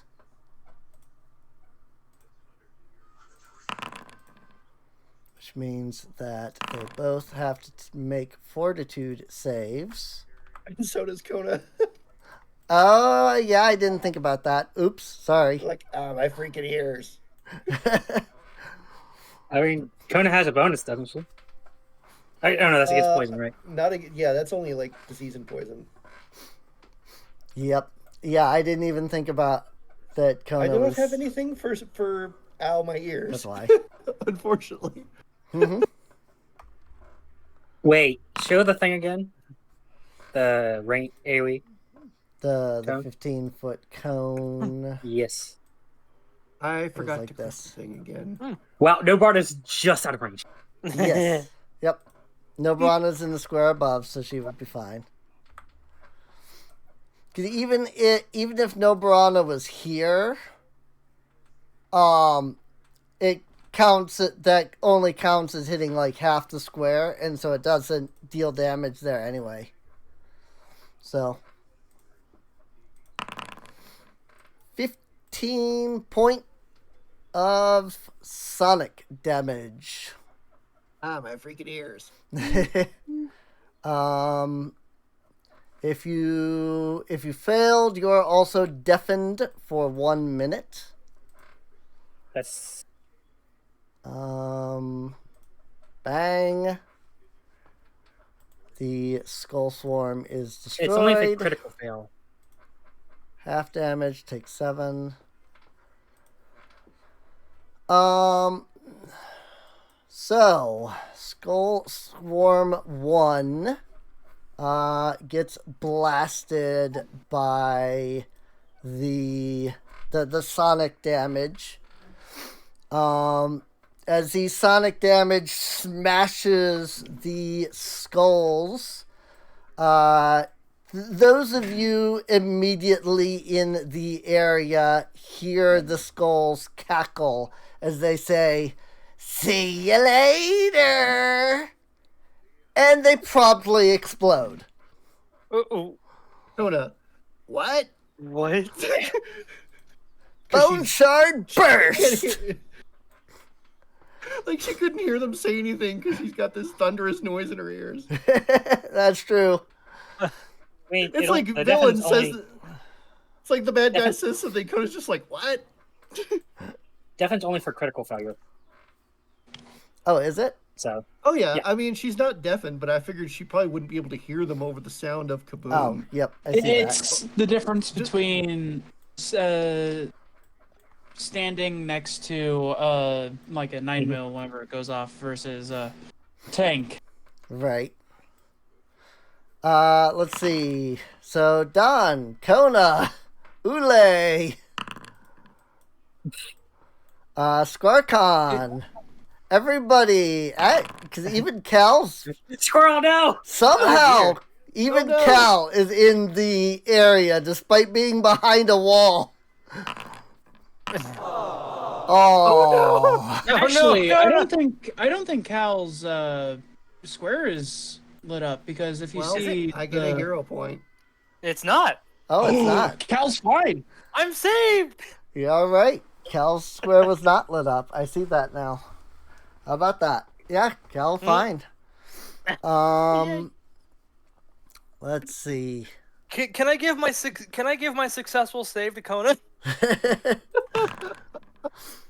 That is 20 points of damage, with 12 of that being void damage. Oh dear. Void. Which actually means that Skull Swarm 2 gets a little bit of a healing. Oh. So, Mrs. Squirrel. Ow. Kona critically failed. Does she take double damage? She takes double damage. Yep. Oh yeah, It's 40 points. I'll just do the damage again. Oh, dear. Oh, yeah. 40 damage in total. That is. There's 40 That's points hefty. of damage. Oh. So Cal's. Oh wait, Cal. It didn't matter. The squirrel failed, so the squirrel took full damage. Don critically Oh succeeded. dear God. Nobarana Is the critically squirrel gonna succeeded. be okay? And Skrarkon takes half damage. Okay. Yep. All of that Are has you already guys been trying to factored. kill me? Cool. Mr. Squirrel. Very cool. Oh no. So with that is all of Ule's actions. Wait, did I roll for Ule? Because I don't think I did not. I definitely did not roll for Ule. I need to that is a failure, so Ow. she is going to take damage. I just realized she hadn't been factored into that. So after the first skull swarm explodes, the second skull swarm cackles. And before Cal takes his turn, you're going to hear them utter the words, "We know the secret, but we will take it to our graves." Cal's turn. Secret? Oh, shoot.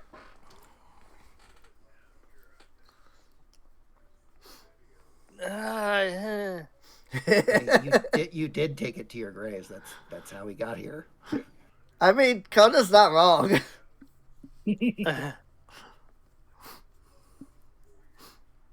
Kona's not wrong. I'm certain we'll figure it out. Yep. We'll figure it out. Oh, yes. Parry's expired. Okay. Gal's going to take a, let's see, 5, 10, 15, 20. Yep, so he's in good range. Ding! He says, "Kapow!" Oh, well, that's unfortunate. Yeah. That's really like that. That's Wow, yeah, 1 and 3. Jesus, the damage rolls. Oh, so it was oh, you already did critical. Okay. yeah. Yep, Man. that is critical.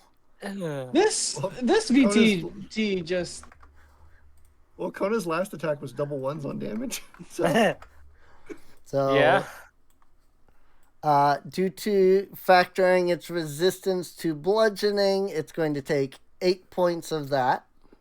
Oh, it's resistant to bludgeoning. Oh no, wait. Sorry. Its resistance was only 5, so I need to subtract another 5. But yeah, no, that it It was resistant to bludgeoning the last time you shot at it too. Oh, So.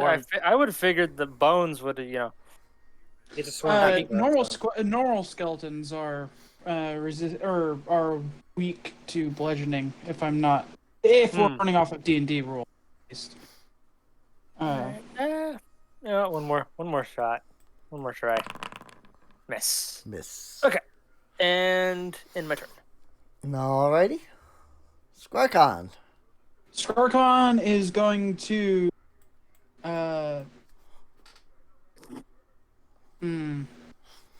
That is the question, because you can't. Well, you kind of see it. It has like partial cover, so you could attack it. Do I have eyes on Kona? You should be able to see Kona just fine, if that's what you're.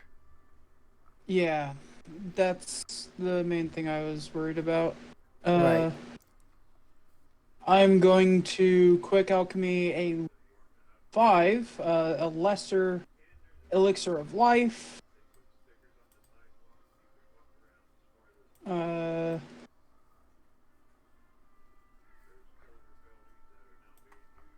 Then it's gonna be a healing bomb. Okay. Oh, I should have.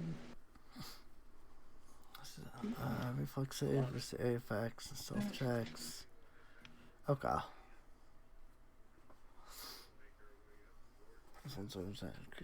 Okay.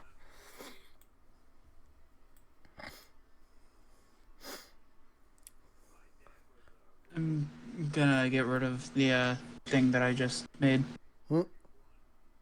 The elixir of life lesser.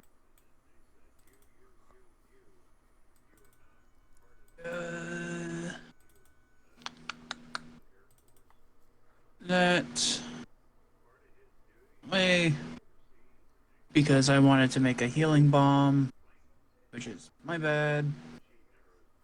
Let's see.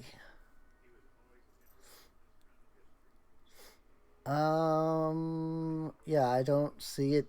I don't even see it in the inventory. So. Strikes.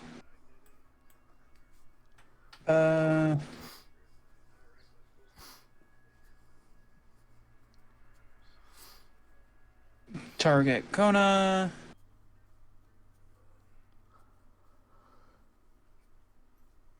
Throw, or not throw, but launch it.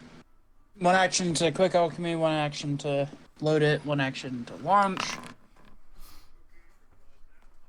Okay. And you still take the healing from this. I only miss on a critical. Right. Fail. You regain 15 hit points. Thank you. Woo. Very nice. Very nice. All and right. That's my turn. Thank you.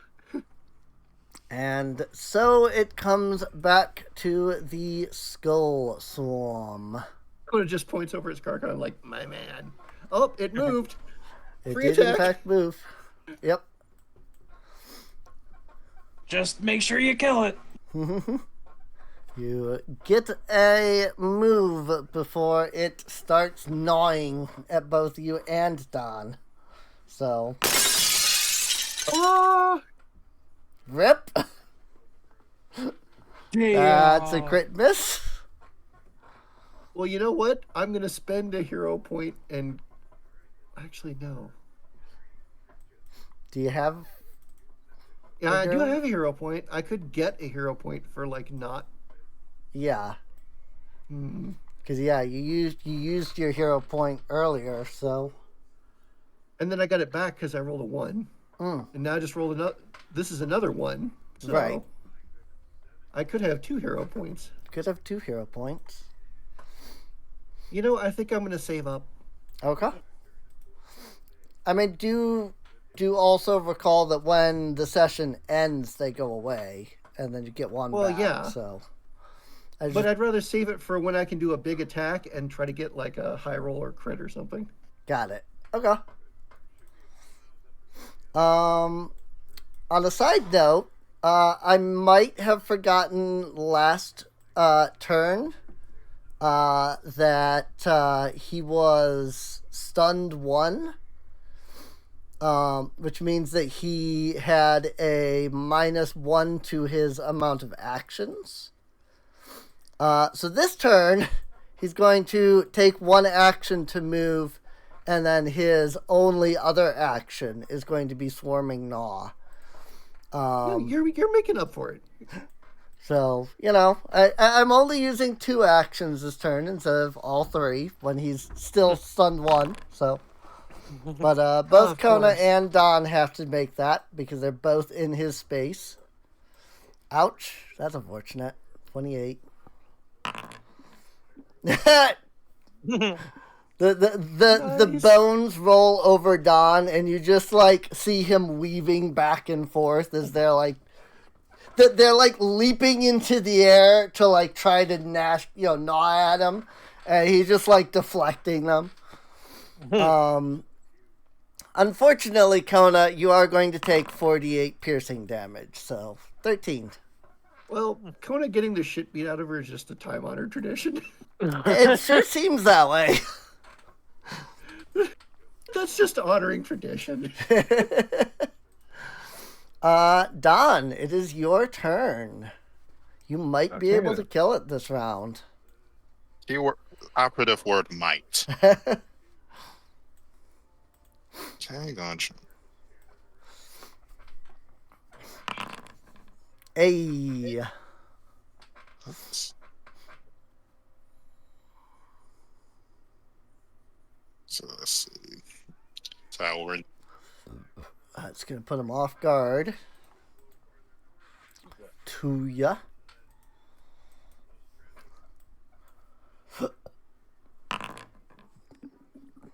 Dang. I guess you needed that. That is direct. Wow. Here I was thinking it won't matter that much. Nope. That was freaking direct right there. I think even after I factor out I think even after I factor out his resistances, he still dies, so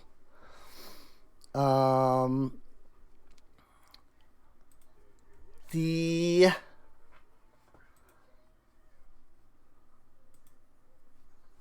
skulls here, as Don slashes the skulls with the sun blade, the skulls cackle and say, "Wait until you see!"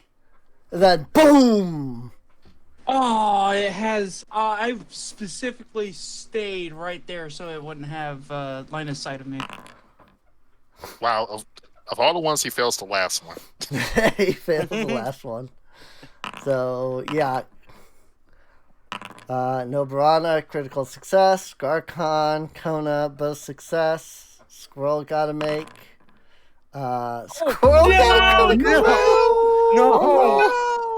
Squirrel's getting annihilated. Squirrel gonna take big points.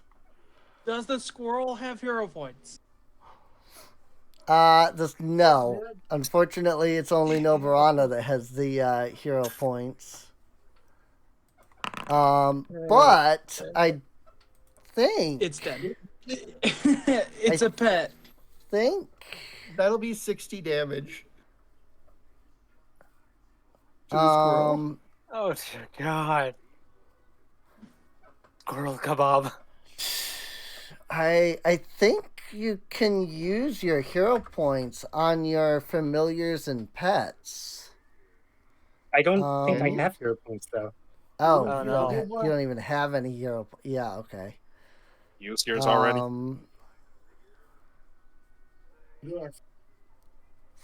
Yes. So for future reference, you can spend a hero point on behalf of your familiar or animal companion. So, That's good. Tis good. So I mean, is Squirrel a wouldn't be bastard? dead because I It don't. doesn't kill outright. Yeah, I don't know what actual like dead is in Pathfinder, but it shouldn't kill outright. Let's see. Dying. Let me double check. We've never had to do this before. Yeah. When you have 0 HP and are near death. Dying rules But- are on page 410. Let me But do go there. minions get the dying condition? That is the question. I don't think familiars do, but animal companions would. So, if you take damage, see, while you have the dying condition, hang on. Creatures can't be reduced to fewer than 0 HP. When creatures are reduced to 0, they die and are removed from play, unless the attack was non-lethal, in which case they're instead knocked out. Player characters, their companions, and other significant characters and creatures do not automatically die when they reach 0 hit points. So there's that. Okay, GM... I just realized I haven't been rolling for 10 penny. Oh, yeah. I didn't think about that either. So, when you reduce to 0 HP, you are knocked out with the following effects. You move your initiative position to directly before the turn in which you are reduced to 0 HP. You then gain the Dying 1 condition. If the effect that knocked you out was a critical success from the attacker, or the result of it was a critical failure, you instead gain the Dying 2 condition. If you have the Wounded condition, which the Squirrel doesn't have, you would increase your dying by the amount of wounded that you have as well. If you reach Dying 4, you die. If you reach... So... Unless you have the Die Hard feat. yeah, which unless your you have condition goes up. the Die Hard, and then it goes up to 5. So Squirrel has Dying 2 because critical failure. Mr. Squirrel. Just Mr. Squirrel. But luckily, because he's not dead, that means that Skrar Khan can easily bring Squirrel back up. If you recover from dying, you gain a wounded condition equal to what your dying condition was.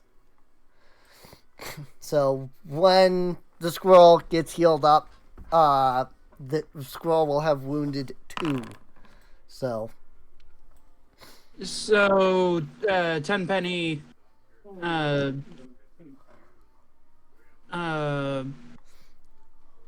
succeeded both times, by the way. okay. So just have to go up to when the previous one died and have him take half damage. Yeah, 10 penny's got 50, just like the squirrel does. So at least 10 penny isn't quite out yet. And 10 penny still got some HP. Unfortunately, Mr. Squirrel got wrecked. So, rip. Next time, have some goddamn trigger discipline. So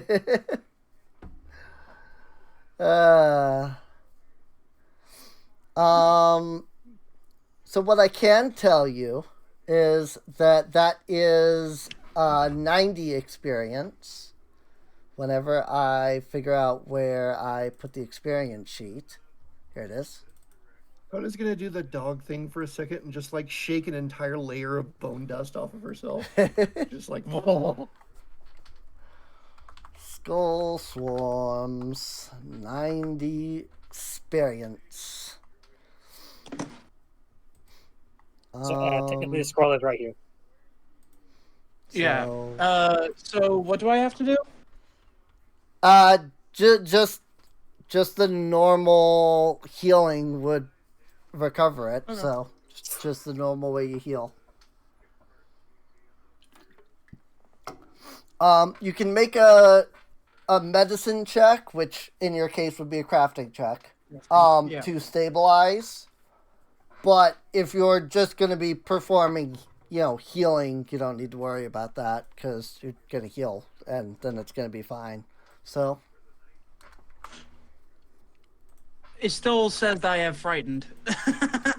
it do indeed, because I have not removed any of that yet. So there we go. Okay.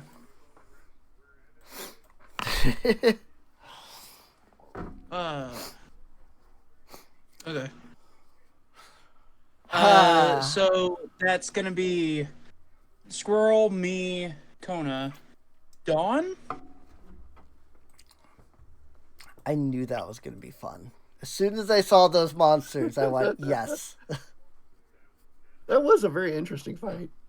That it was. Even though our big lizard that's friend has an itchy one. trigger finger. Mm-hmm. That's ace. I mean, in his defense, they would have attacked you anyway. Fair enough. Okay, so wounded two on Mr. Squirrel. Yes. Also, I have to double check that the experience was right. Yes, it was. Okay. I'm gonna move. I was thinking that they were level 10 monsters, but I needed to double check that. So current is 170, by the way.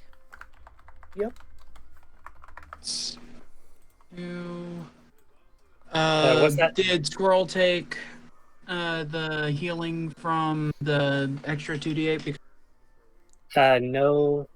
No, they have. There you go. another one. This is gonna be Squirrel, Kona, Ula, or however you pronounce that. Ulay. Ule. Ulay. Thank. Oh. I think my laptop is shitting itself. Uh-oh. Oh no. Oh no. There we go. Hmm? Back. Hey, at least I'm closer to finally getting my PC built. That's good. Nice. All I need to do is get the SATA drive screws and That wireless is adapter. good. So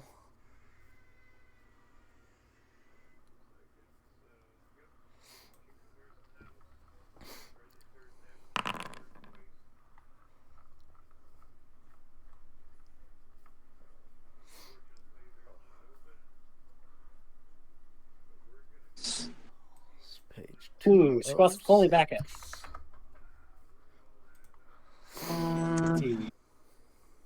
Oh, that's 58. right.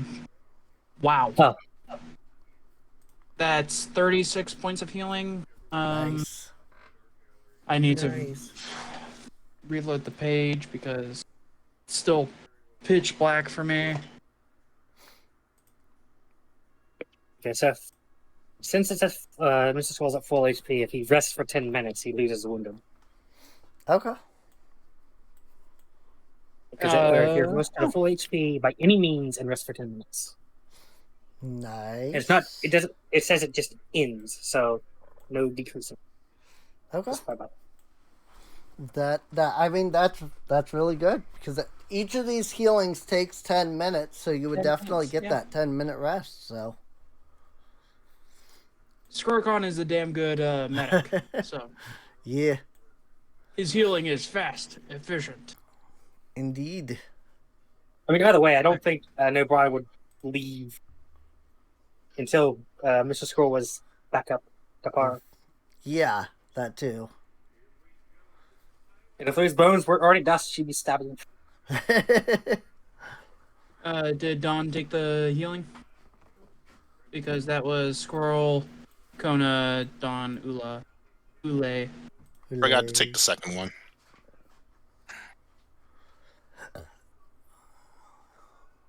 Oh, I forgot to give myself an item bonus on all those reflex saves.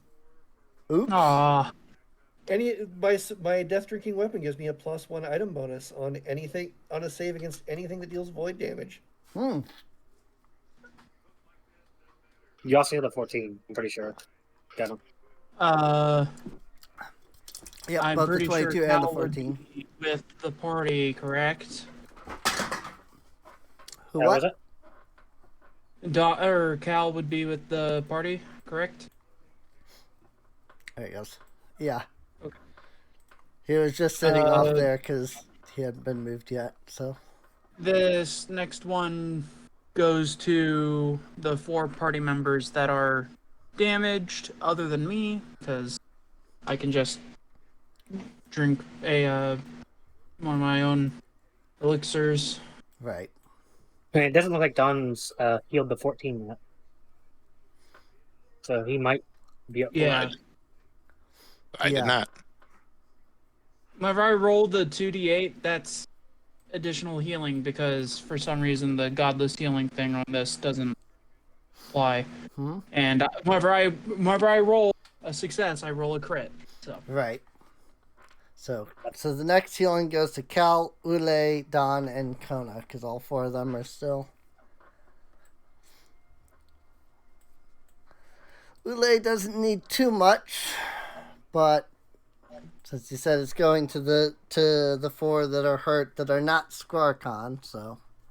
Glad to yeah. see Squirrel did not die. That's good. I think that's the first time we've actually had anything in the party be reduced to 0, right? Yeah. Yeah. Yep. That is the first time. What's funny is Nebrana took no damage during all that. Yeah, character, That's pet, or familiar. 39 That's our points first of 0. healing. Ule doesn't need to take Nice. more than the 1 click, so I'm only doing the 1 click. I think that yeah, that's full. So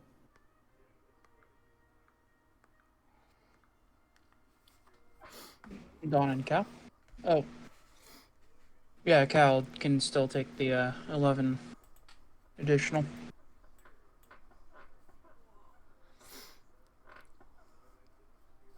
There you go.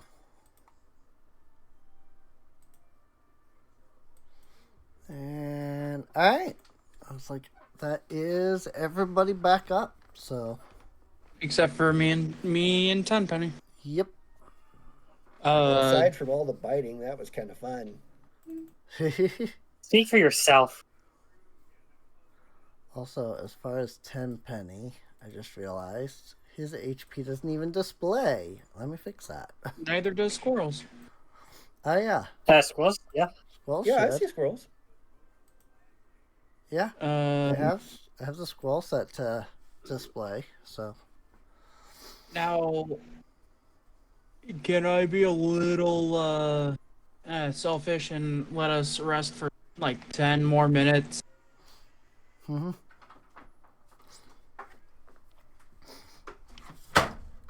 Because that was, what, 30 30. minutes? I think so, yeah.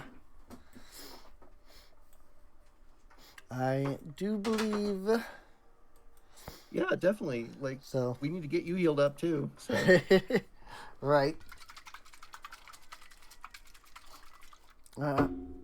Ule has nothing that she can do to benefit healing, to help with healing, but she would absolutely be like, you know, she would say something like, there are even greater dangers here than that. I definitely would recommend being as strong as you can be. You're not surprised. So here's the question. How do focus spells work? think- You use a spell, then it eats up a focus point. Yeah. Right. yeah, Do those only come back on like a rest?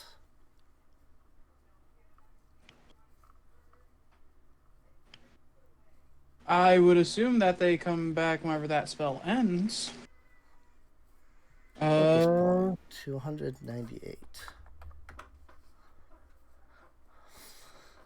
Focus spells are a special type of spell attained directly from a branch of study. Learn focus spells, yada yada.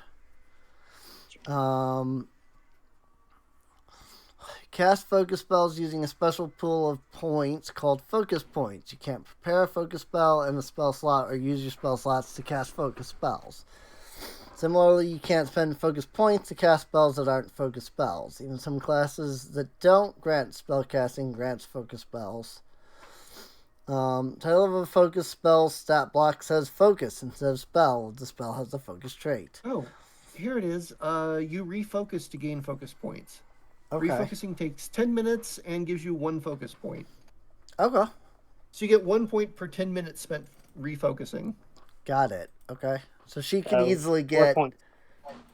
During all of this, she can easily get that back in that case. So, okay. Because I didn't give that back to her previously, because I wasn't sure if that was like a spell slot type thing where it's like, oh, you get this back on a rest only, on your daily preparation. So she has all 3 of her focus points then in that case, which is good. It does mean that I can also be a little more liberal with her focus spells because she has focus abilities that can do cool things. And I was kind of not wanting to use them when I didn't know how they regenerated. And during the time spent for all the healing, you can just take back up focus points. Yep. So they seems to be, 30 minutes-ish for healing anyway. That's 3 focus points you can get back, because you can use 3 focus points. So, would anybody like to roll me perception checks while you're doing your healing? Bear in mind that all of you do get a +1 status to that. Because of Kona's lantern. Everybody gets +1 to perception. What kind of status? It's a +1 status bonus. Yeah, +1 status bonus to perception if you're performing a perception check. Yes. Well, during your rest here. would I be able to, since I'm, doing all the... I would unfortunately have to say that I don't think Scarcon could make it because he would be focused on doing all of the healing. So. Oh, on the Look, other hand, I'm the we'll gain medic. +2. Nice. In case. Very nice. 21, 25, 26, 30. Those are some good numbers. Just in case the squirrel can. Well. 17. Just in case the squirrel can. Fail. That was a... that was a 2 on the die. So there's that. The squirrel's been through things. The squirrel is a little, focused on the whole, he almost died thing. So Near-death experience. he's a little traumatized to be looking around. Kona, since you got the big 30, during your time resting, you happen to notice that there is a small little nook, niche, whatever you want to call it, where one of the skull swarms had originally been they had been up against the wall. There's a little spot in the wall there, a little nook. Where is it? It probably this wall since all right, she's gonna walk over there and take a look.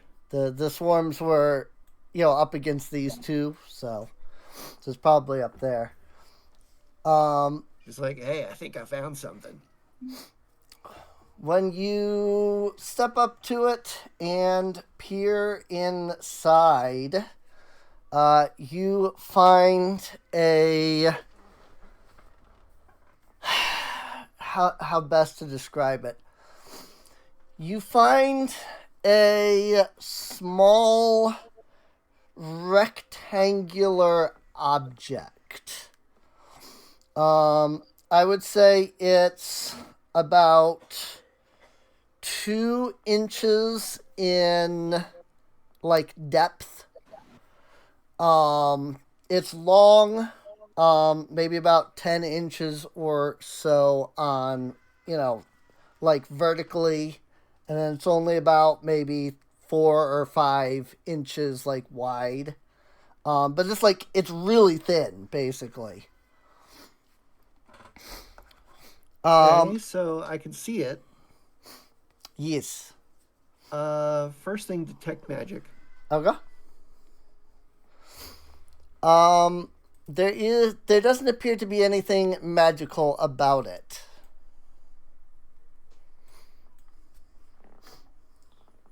And I'll ask this as a Pathfinder question, since Kona would know the answer, but I don't. Can an item be cursed and not be magical? No. Okay. So she's going to pick it up. Yeah, a cursed item you would detect as magical. So at least that's what I would rule. I have no idea what Pathfinder says, but I'm not gonna look up that rule because that's just how I would rule that just straight away. Okay. So yeah, she's It's just how it gonna works pick it up universal. and take a look at it. When you pick the strange rectangular object up, the front of the object flashes, and strange symbols begin, appear and scroll across the front. Is this a mini phone? Wow. What the? Okay, who lost their pager?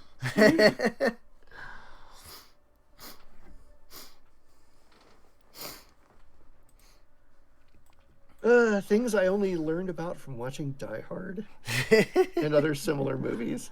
Right. Fucking pagers. Pagers. My dad actually had a pager. Back when I was still 10, and pager, cell phones hadn't come to really be yet. My dad worked at, he's IT. He was IT basically his whole life. He worked at a company that every week they would put somebody on call so that if something happened over the weekend, they could call them up and be like, hey, we need you to come in, overtime, fix this. And so every couple of months, because there was 5 or 6 people, so every couple of months he would end up being the one on call. And so then he would bring home a pager. I think he only ended up using it once or twice. Yeah, actually getting called once or twice. But I do remember him carrying around a pager at one point. So. And I just remembered the movie I was thinking of was Volcano. With Tommy Lee Jones. Aha. Because there's a scene where they all look at their pagers simultaneously. Nice.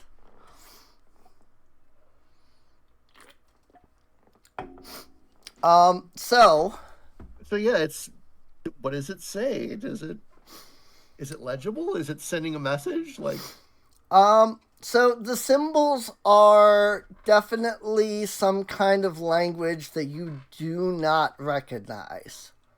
I can 100% tell you that there is nobody in the party that recognizes this language. The nice thing about having the party thing where I can just, open it up. You can know all the languages. Yeah. But Kona holds it up can anybody read this? Anybody? No. Nope. Crap. Hmm.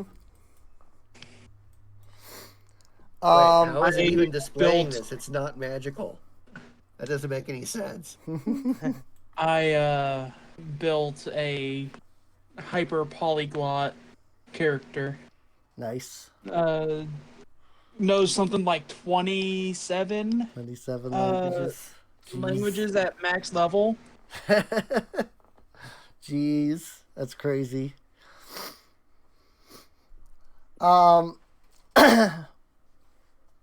Ule will speak up and say, that is a record device. The Ulnathan used to use it back to keep records and track things.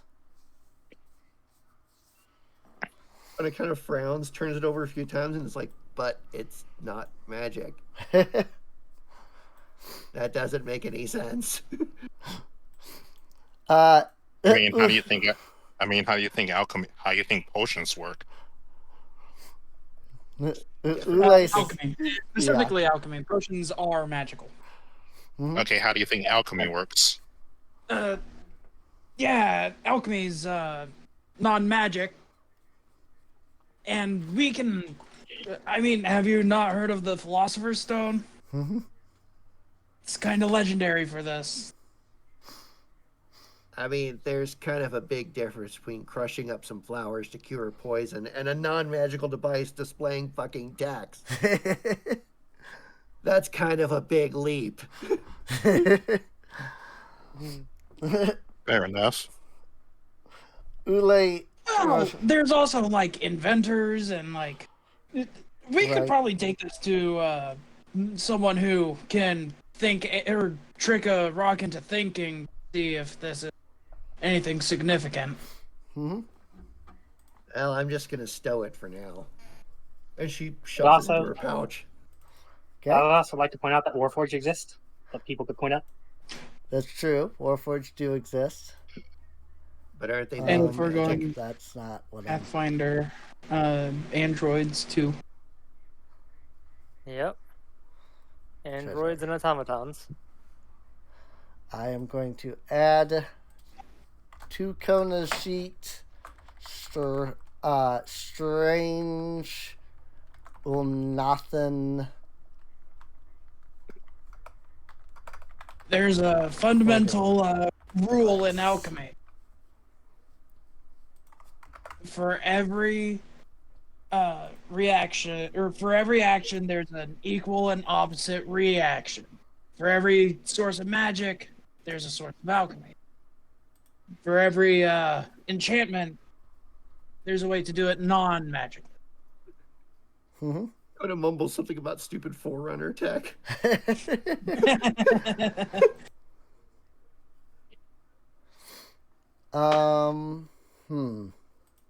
What do you think, Master Chief? I don't think any of these are gonna. Trying to see if I can find something that would Obvious, not natural. fit as an image for it, but I don't think Foundry or Pathfinder have something like what this is, so I'll just leave it with the default like thing here.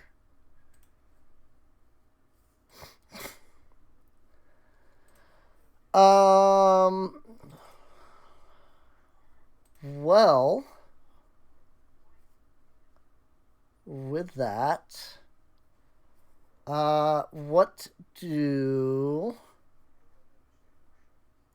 your characters want to do?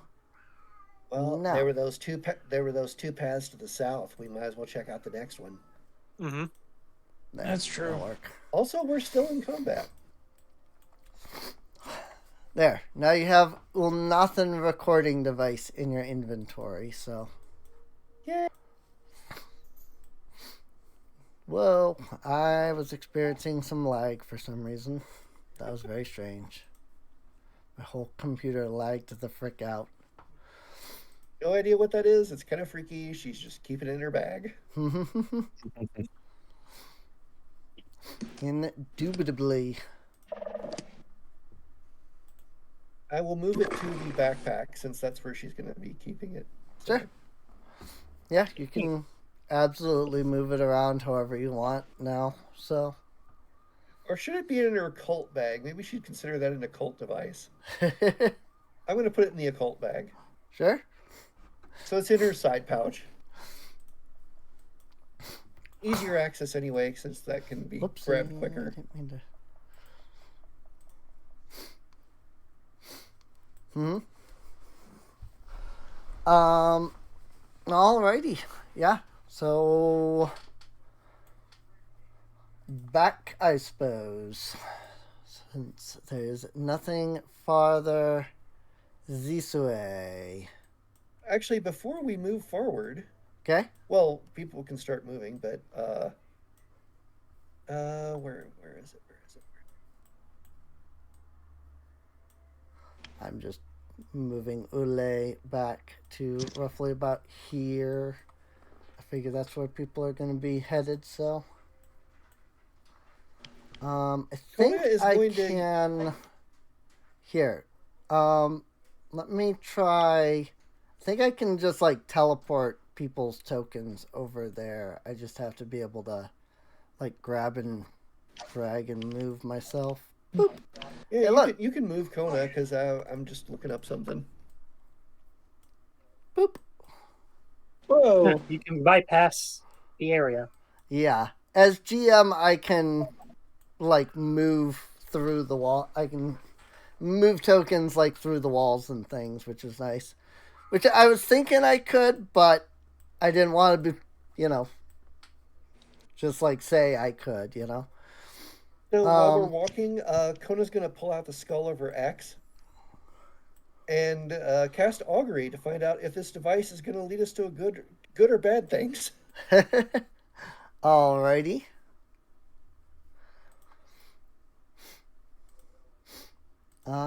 Let's see. I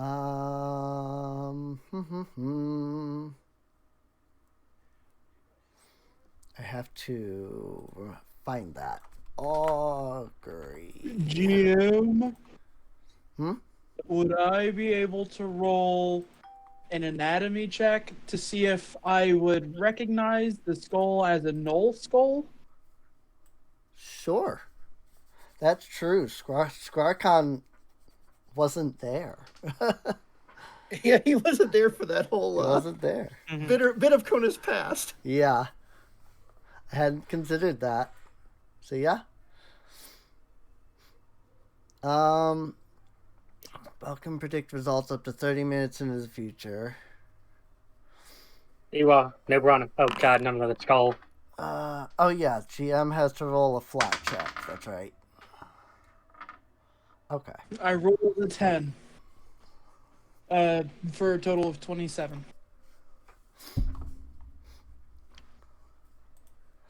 Alrighty. I feel as though that should be enough for you to be able to recognize it as a null skull. Null skull. I can say that. That's a fun thing to say. Yeah, it's difficult to say, that's for sure. So Kona appears to be like whispering to the skull, and the eyes glow, and there's like some weird effects. So the spell predicts up to 30 minutes into the future and reveals the GM's best guess among the following outcomes. The outcome that you get is nothing. So it doesn't have any particularly good or bad connotation for the time being. At least within the next 30 minutes, so. But yes. Well, at least there's that. So, what's the story behind that? Scorgon's gonna... She holds up the look at skull. Oh, him? He was my ex. Great. Just ask Don. He was a right fuck. Yeah. So I assume that has either the fortune trait or the reveals the detection. The what? Oh, the augury. Yeah.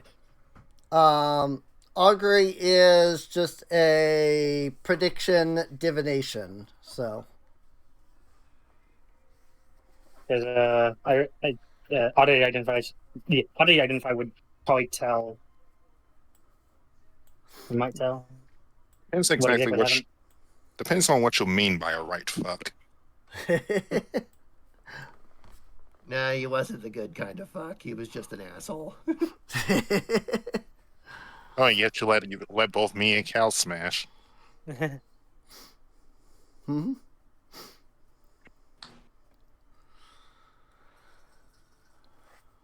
Well, you do eventually return to the path here where the necromantic. I keep saying necrotic, but it's necromantic. Necrotic is technically different in D&D.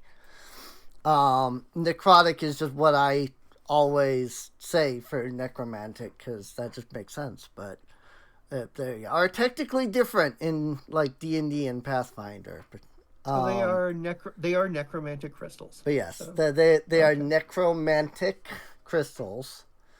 So, so you have two options. You can go back to the right, where you know that the path continued down south, or you can continue on to the left to where you don't know.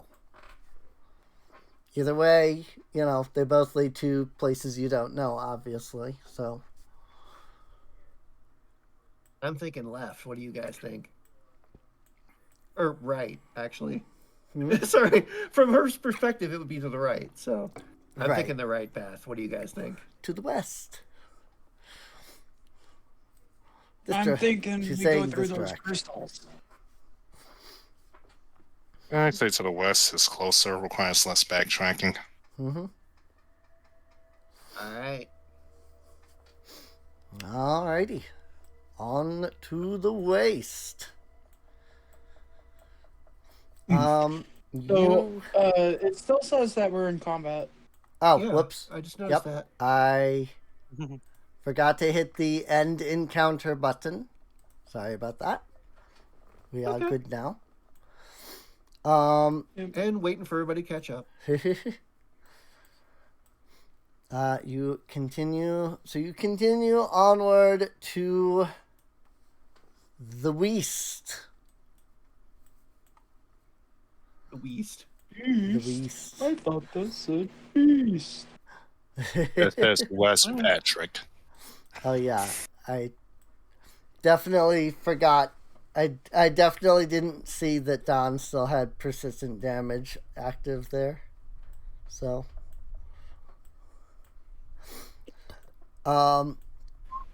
you pass by a cluster of the necromantic crystals. The path continues to the south, leading directly to yet another series of these necromantic crystals.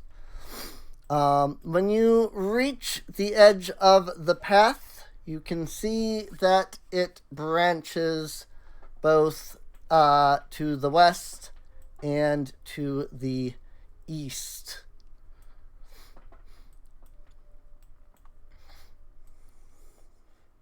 This just goes all over the place. I grabbed Kel, not Ula. Ule. But it's fine. I mean, Cal needed to move at least some. So. Keep going west. Mm-hmm.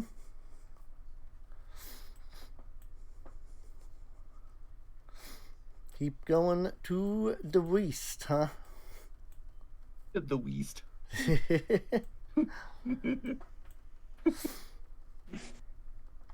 Alrighty. Kona, you continue walking to the west. You reach an opening in the cave where it appears that there is, it opens into like a larger area. You can see just at the edge of your lantern's light an old wooden rickety bridge that has seen better days. It looks back like, who's a fan of old crappy bridges? No sooner Not me. No sooner do you manage to take notice of this than you hear someone from beyond your lantern's light suddenly shout out, "Halt! Who goes there?"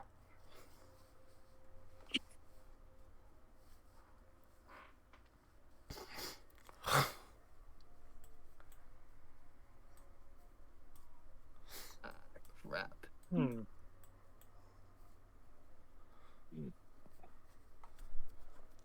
Speak!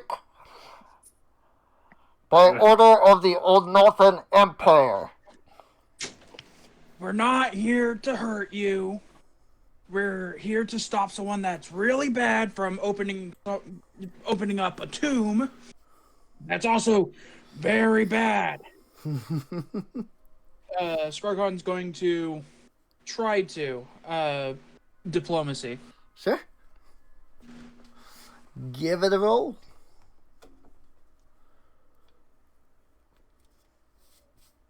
Creepy tunnel inspection service.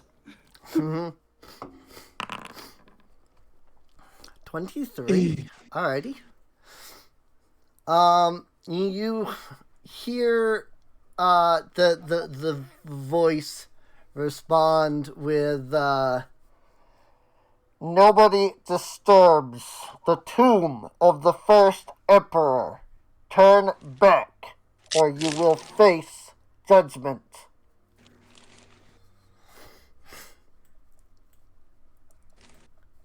Hey team, do you want to head back? Because the way I see it, anything that they're guarding is probably juicy. What is with you and shooting first? I didn't shoot first last time. That was Cal. I was gonna say that was Cal, but yes. All right. So Kona's going to step forward a little and she shouts out, "How about you just stand down and let us through if you know what's good for you?" Can I intimidate them? Sure. Go ahead, give it an intimidation. Goodness, Kona is a full 80 feet away, even from there. They really are, like, right on, like, the edge of Kona's lantern. Ha! Nice! That is That's a goddamn roll. 33. Like, sit down, shut up, and fuck off.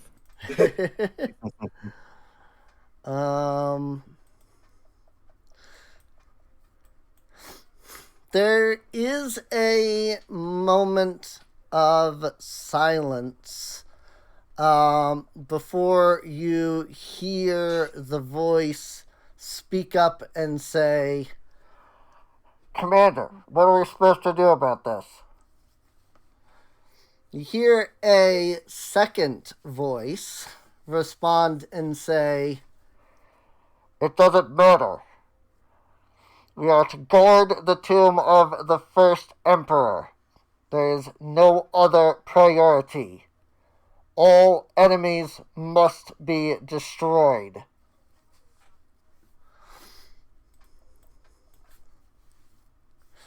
Also, I'm hoping that that's, like, sounding good distorted and not too terrible. Yeah. No, That's that's good. So, I'm literally just putting my hands over both my nose and my mouth. But, yeah. Hopefully it's some level of intelligible at least. So, you hear the first voice speak up again, and say, "Turn back or we will shoot. I repeat, turn back or we will shoot." Oh, jeez.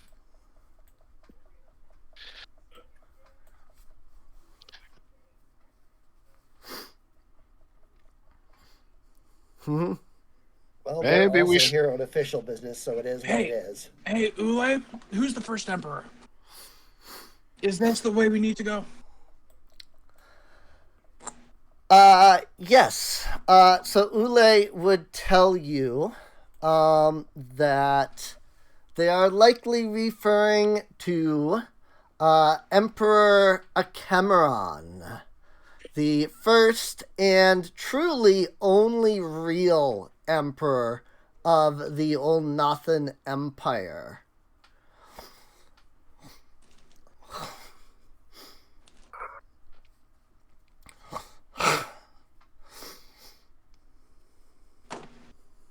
Is this the way we need to go, though? Oh, right. Sorry. I focused on the first bit and forgot that you asked to say.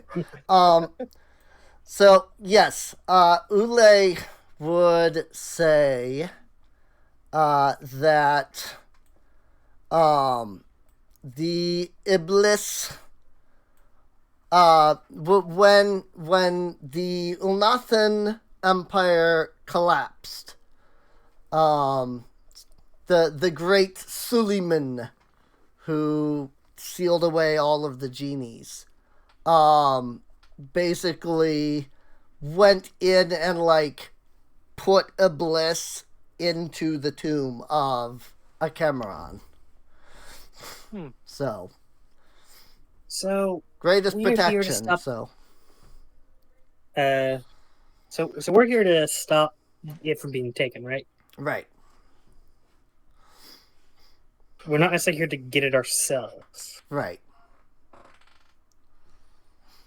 So fighting these guys might not be the play. Mm-hmm. Oh, They're going to guard it.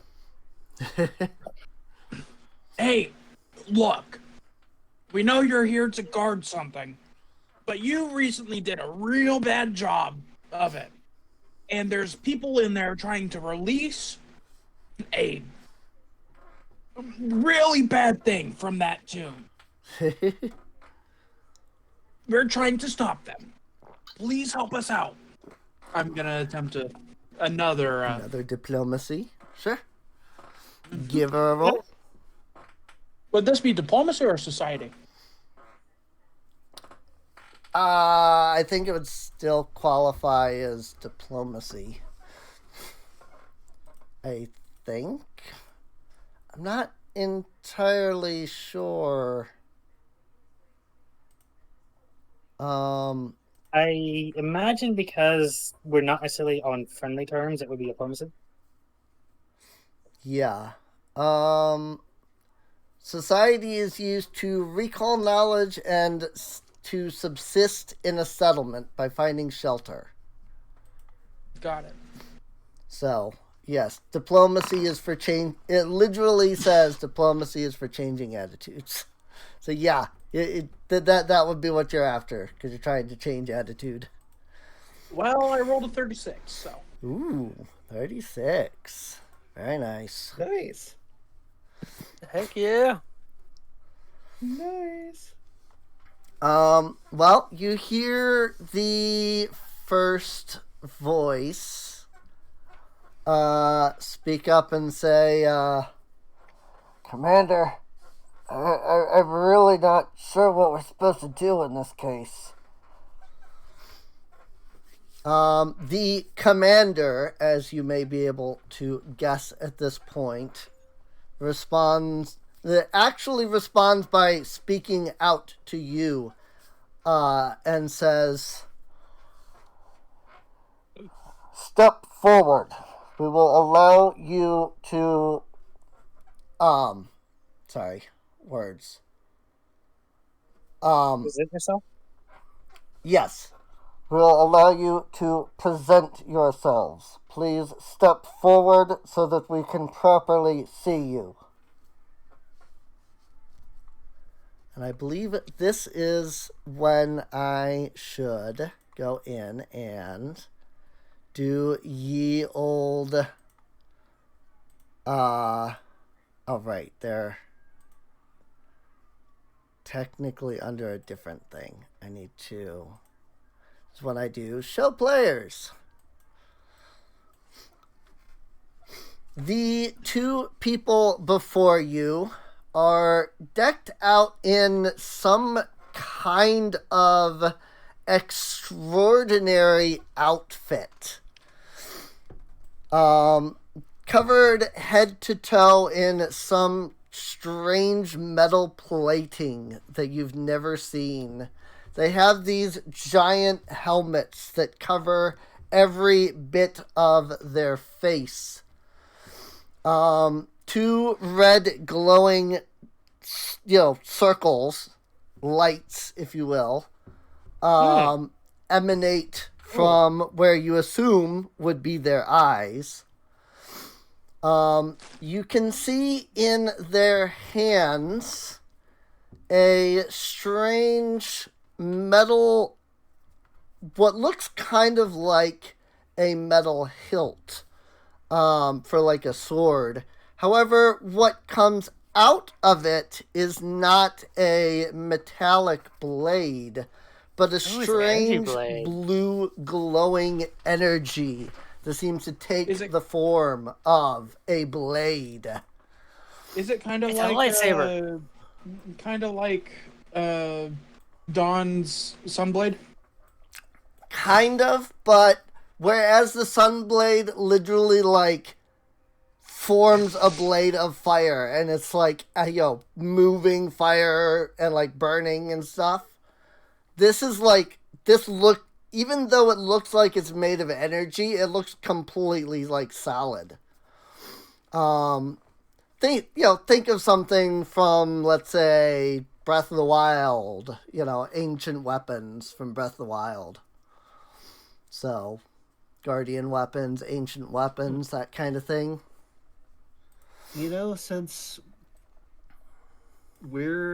Since Kona can now see them, and this is just a mental action, she's gonna scan them. Okay. With her esoteric lore, try to figure out what the heck these guys are. Sounds like a plan. Learn. I don't know where Cal would be, but I'm gonna put him there for the moment. Yeah, right there. Just put him over by the party, so. And you're running specifically behind everyone, so that way, small can be missed if necessary.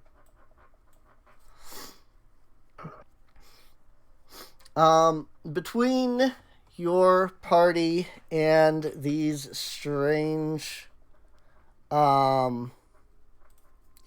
beings, there is a massive, I'm going to spend a hero point because I've got a bunch now. So. Okay. And try that again. Sounds like the only plan. upside to critical I lack failing. permission to update actor. I didn't do anything though. What? So Kona's gonna very quietly lean aside to everyone and go like, they're immune to cold, death, disease, paralysis, poison, and unconsciousness. Just quietly spoilering everything they're immune to. Right. Wait, so you can't... Wait, so worst comes to worst, we can't knock them out? Best we could probably do is... Yeah, Well, the best we could do is probably effects shove them specifically down the not hole. dying. So they can be killed, but death effects don't work on them. Right.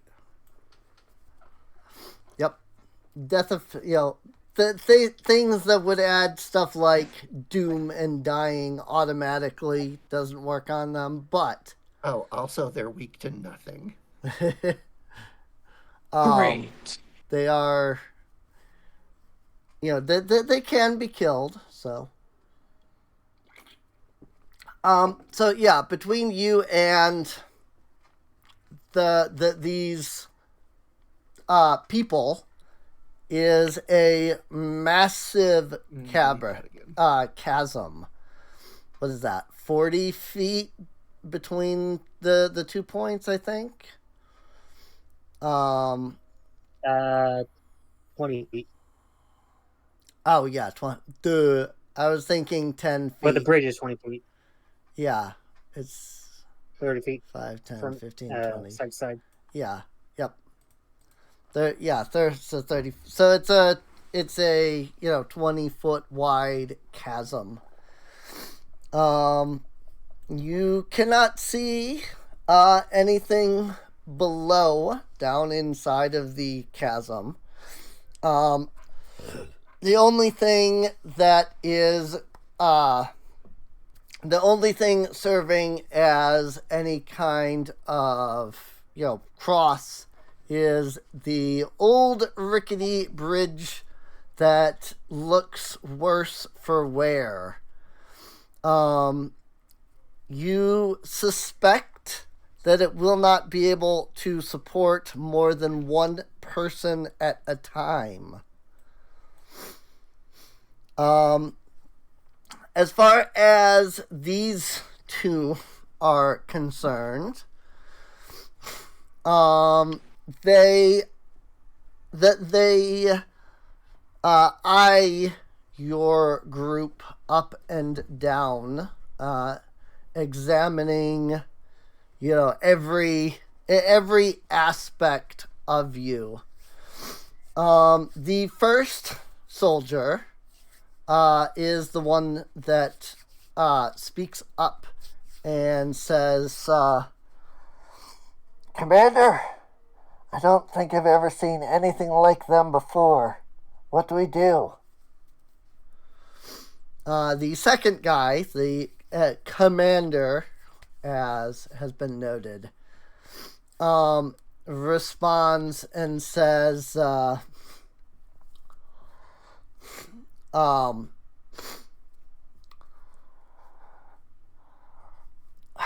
crap. I'm trying to think of how to exactly word this correctly.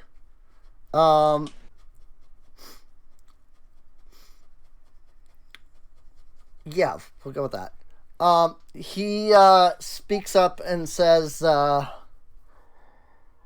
the name of the Ulnathan Empire, each of you will be required to cross this bridge one by one. Do not cross until we tell you to. We wish to examine you closer.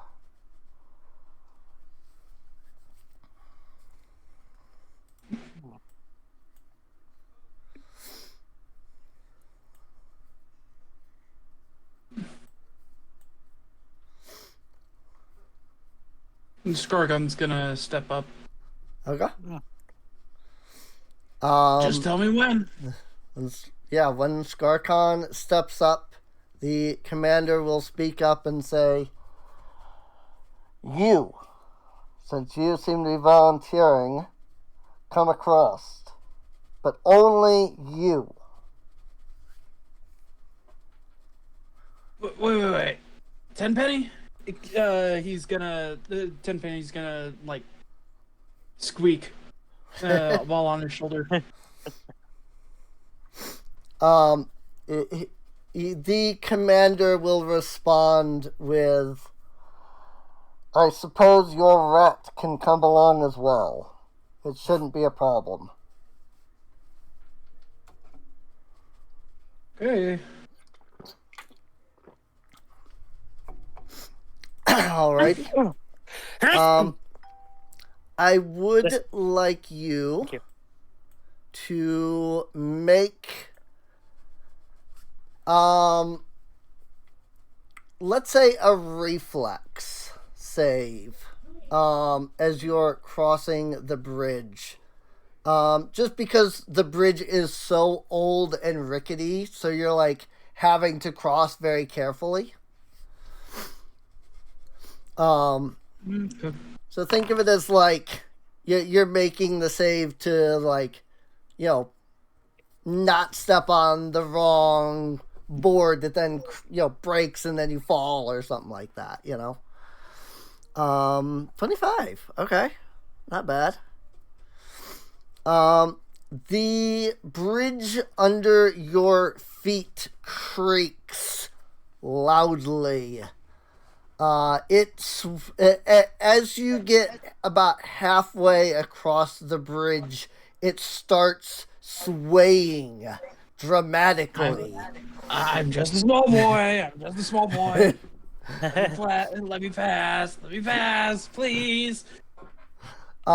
You do manage to cross the bridge, to which the foot soldier 1 over here is going to wave you over to, let's say, this area, essentially. In fact, he's going to come over here, and he's going to kind of like wave for you to come to him.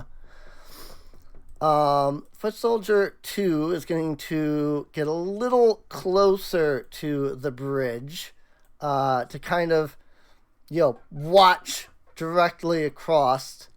And then he's going to speak up and say, "You, the dog-looking one, you're next." All right, fine. I'm kind of a big girl. This thing better fucking hold me. I'm more worried about Cal. You hear from deeper within. Very true. But yes, if you hear that? could do a quick reflex as well. Like gingerly stepping onto the bridge.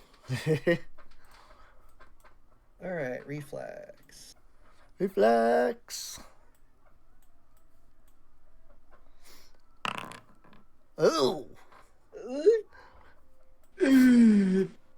That's a 2. That's a 2 on the die. That's not a great roll. No, it's not. You take a few steps on the bridge and only get about 5 feet further across before one of the boards under your feet snaps. You don't fall, luckily, but you do kind of like trip. Your foot goes into the hole that is now there, and you have to kind of pull yourself back up. Go ahead and... It's kind of clinging to the bridge now. Yeah, go ahead and make another one. And we'll see how that goes. Another reflex.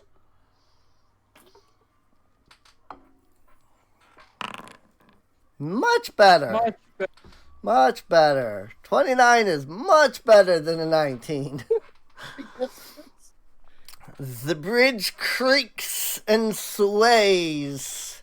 You're already a little terrified after nearly falling down to begin with. And so you're a little on edge. But you do, in fact, cross eventually. She's just like slowly stepping her way across. Like, fuck, right. I hate this. When you reach the other side, Foot Soldier 1 will wave you over towards where Skrarkon is. The commander will then speak up and say, "Let's get the big one across next. You, lizard guy, whatever you are, get over here." Oh boy. Reflex saves? Reflex. Cal, I wish you luck. Good thing I have a plus 19. Nice. 25. Same thing Squarkon rolled. So you cross the bridge. Once again, the bridge sways and creaks and groans very loudly under your weight. However, surprisingly, you manage to make it across. Right, with a bulk of 7. Right. The first foot soldier will wave you over to the others as the second foot soldier speaks up and says, "You, the feline, you're next." All right. Don't need to rush me. Una doesn't weigh more. She's just not graceful. Right. She just kind of fumbled away across the bridge. Like, Cal kind of looks at the foot soldier and is like, "Hey, can I see your blade real quick? Like, just can you unsheath it and can I inspect it?" Well, I mean, he does have it like because he's holding it, so it is unsheathed. Can I see it? Let's see. So have Don do a reflex as well. Because Cal might have found himself a blade to put on his gun as a bayonet. Right. Don walks up to the bridge, takes one look at it, and with cat-like grace just strolls across without a thought. of course, Don makes it look easy. You're practically dancing across the bridge.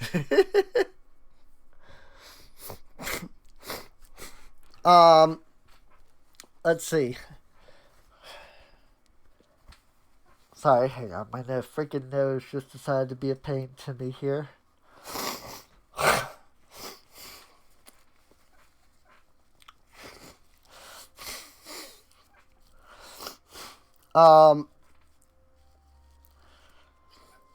Before the foot soldier calls anyone else, Ule here is going to speak up and say, I can just float across if that's okay. The commander eyes her for a moment inquisitively, before responding and saying, "Fine, just get over here. Doesn't matter how." You see Ule cross the gap, just kind of, floats over with her genie powers. And of course you would have been waved over. The foot soldier then glances back across the bridge. You see he raises his hands and kind of looks like, his eyes don't change or anything, but you get the feeling that he's squinting based off of how he's looking. And then he goes, "You, the squirrel? What are you? You're a squirrel. What? Just get over here." He doesn't seem to notice Nobarana on the squirrel, but he does notice he notices the squirrel. So the question is, would I even have to make a reflex check with how light they'd be? Yes, you'll still have to make a reflex check with how even with how light you technically are. Imagine even how light you are, just fails. Well, it's more of, can you hold on to the ropes, which still do deflect while riding. The risk is falling in the broken gaps. Yes, that's that too. Because you're riding on the squirrel, and because it's so, because now you would literally have to be jumping over each of the gaps and things. So yeah. Well, how I imagine it is, Nobarana and the squirrel on the handrail, Oh. or Yeah, the they rope. just run across the rope. That could work. And Jump on the rope. There you go. there's still bounce to the rope. Yeah. Yep. So that And would still qualify as a reflex. So what you're trying to do is not fall into the abyss next. fall into the abyss next. Yeah. That's actually a fairly low roll. That's a 5. That's a 5. That's a 5. Actually, it's a 7. Oh yeah, 7. Oh yeah, it is a 7. But yes, plus 22. Yeah. Kona does have, and I suppose it makes sense with the fact that she rolled so low, but Kona does have the lowest reflex out of the group. If Ule had been required, she has a plus 18 and would have gotten a 31. Again, she does technically have like 30 feet of flight that she can initialize. But yeah, so the Noburana and the squirrel, hop up the pole, and then they just kind of scurry across the rope. I just imagine that, the squirrel makes it look easy by crossing the rope. But meanwhile, Don just literally dances. Literally dances. So Yeah. it's like, Everyone's across. Woo. Upon reaching the other side, the commander speaks up and says, "Halt! I didn't see that there was someone on the squirrel." Yeah, fairy riding the squirrel. waves. Lazy wave, but waves nonetheless. Foot Soldier 1 over here. So while everybody has been crossing, the first Foot Soldier has pulled out a strange little sorry. The Foot Soldier has pulled out a strange little rectangular device. You would all probably recognize it as a similar device to what Kona found.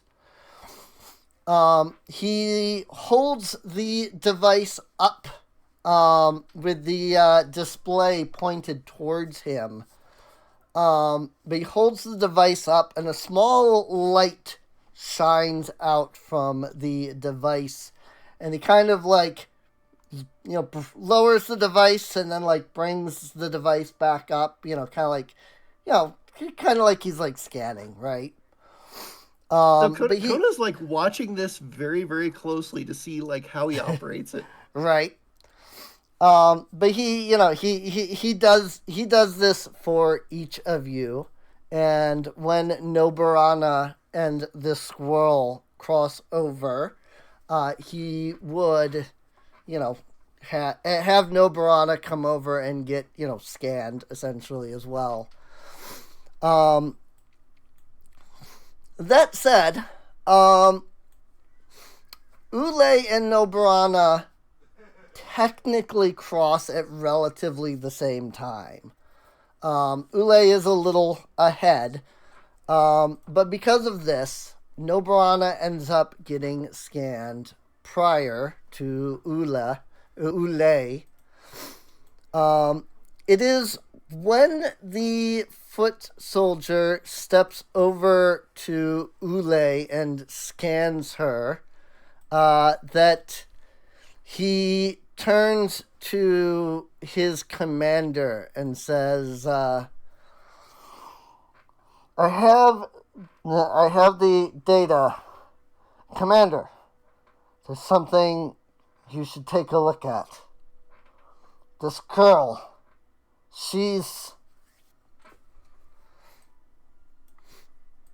commander steps over and looks over the data as well.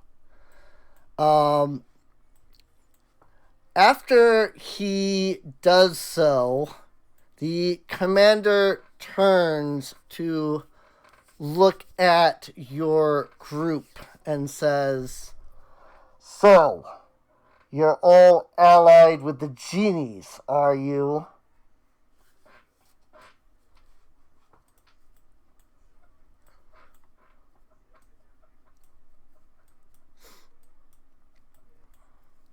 I would say That depends. I mean, we're friends with Ula. she is with us, yes. Or Ule. Sorry. Ule. Yeah, Ule. Double A, so A instead of A, you know. I keep trying to remind myself by thinking oil of Ule. That's why you keep saying kale. Yes. That's why I keep saying kale, because double A makes A, not A. But to me, it makes Well, yeah, because it's draconic from Skyrim. Neat. Cal is the draconic word for champion. Okay. And Mo'o is the Hawaiian word for dragon, so he's champion dragon. Champion dragon. Makes sense. I can see that. Cal Mo'o was the name of my the Ultra Beast dragon Pokemon, Naganadel. The purple dragon, poison one. Right. That would be a fitting name. Oh yeah, I agree. It's definitely a very fitting name. The commander looks back to his subordinate, and both of them go completely silent. Yet you can see them like gesturing and like they look like they're talking, despite the fact that you're not hearing any actual like vocals coming out of them. Psionics, then. Ooh. The commander eventually turns back to your group and says,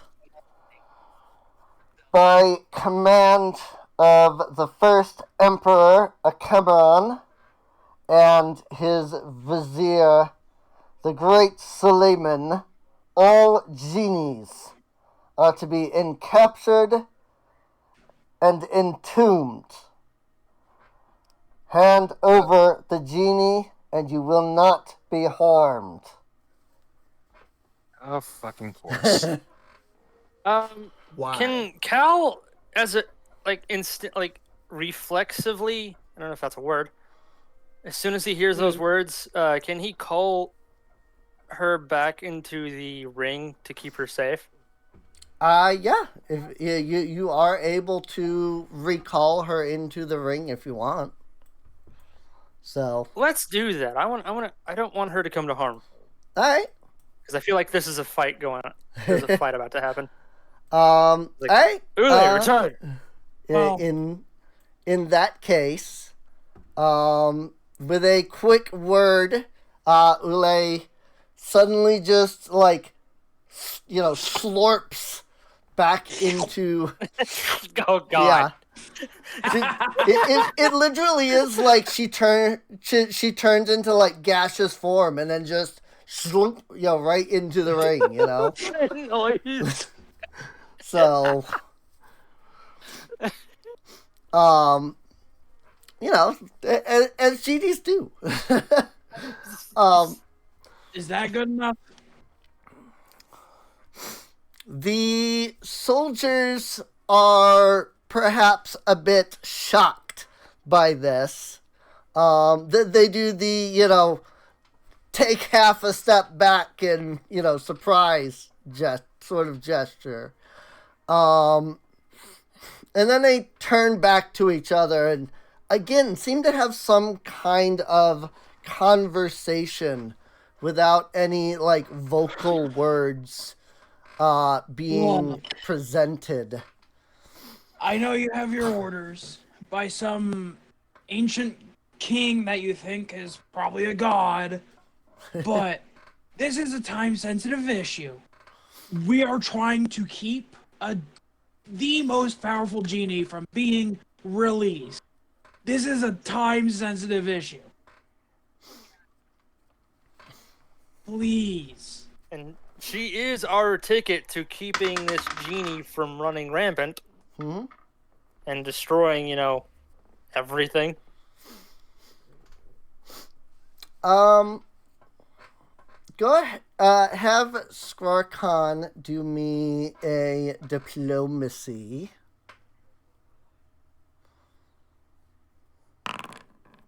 Nice, 35.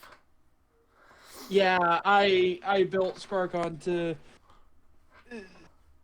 to grovel. Yeah, he's a good talker. You know, that's the point. No, he's a smooth getting- talker. Well, it's more of he's a good people. He's a doctor. He's supposed to be a people person.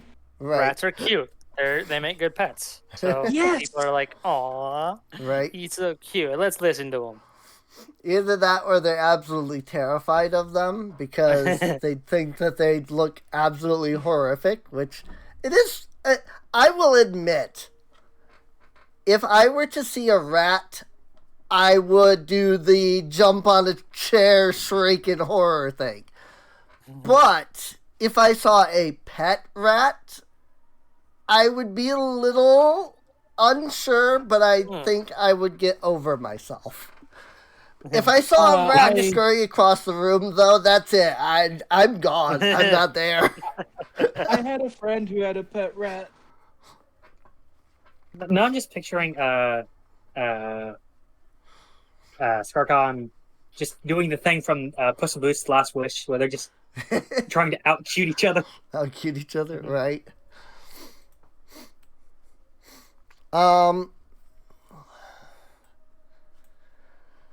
The commander will speak up and say, let me think. Let me think about how I want to word this. Also, I had to remember where in the dungeon you're technically at. Okay. So with that in mind, the soldier, the commander, will speak up and say, as it appears that you are in possession of one of Suleiman's entrapment devices, we shall allow you to continue passage through this cavern. Note, however, one thing of importance. We do not control the warden. You will have to pass it to get to the tomb. Fair enough. Look, thank you both for your help. I'm certain that whatever damage incurs on the warden can be fixed, but I cannot guarantee that it will not be damaged. Knowing these guys, take that warning seriously. I am capable of building very powerful bombs. And I have very powerful gun. With an itchy trigger finger. It's served us well so far. You see both of the soldiers perform some sort of gesture that you can only assume is meant to be some sort of salute. It's not a gesture you've ever seen used before for anything. It just kind of has that, like, feeling of, like, a salute. I can't, Both done in unison, say. exact same posture, very rigid. Yeah. Yep. Basically. But as they, and I also can't just describe it because I literally haven't thought of it. I've never thought about what the salute would look like. Because it's never come up, so I hadn't even thought. But anyway, so they give you this very clear, salute. As the commander responds and says, "May you continue. May you venture on with the blessing of Emperor Cameron." Thank you both. And Skorgon's gonna continue on. Okay. So I Nebron's was gonna... Good. Go ahead. No, you good. I was just gonna say, okay. these guys are just gonna go back to their position, essentially, looking back out across the bridge. They are they're facing the bridge, but you can see every once in a while they kind of turn their heads just to double check and make sure you're not doing anything bad as you're walking away. Yeah. Cal's gonna meander a little bit. I was like, can I see that sword? I want to get one of those. If Footsoldier won. The soldier one will say, these weapons are, what's the word? Proprietary? Restricted? Classified. No.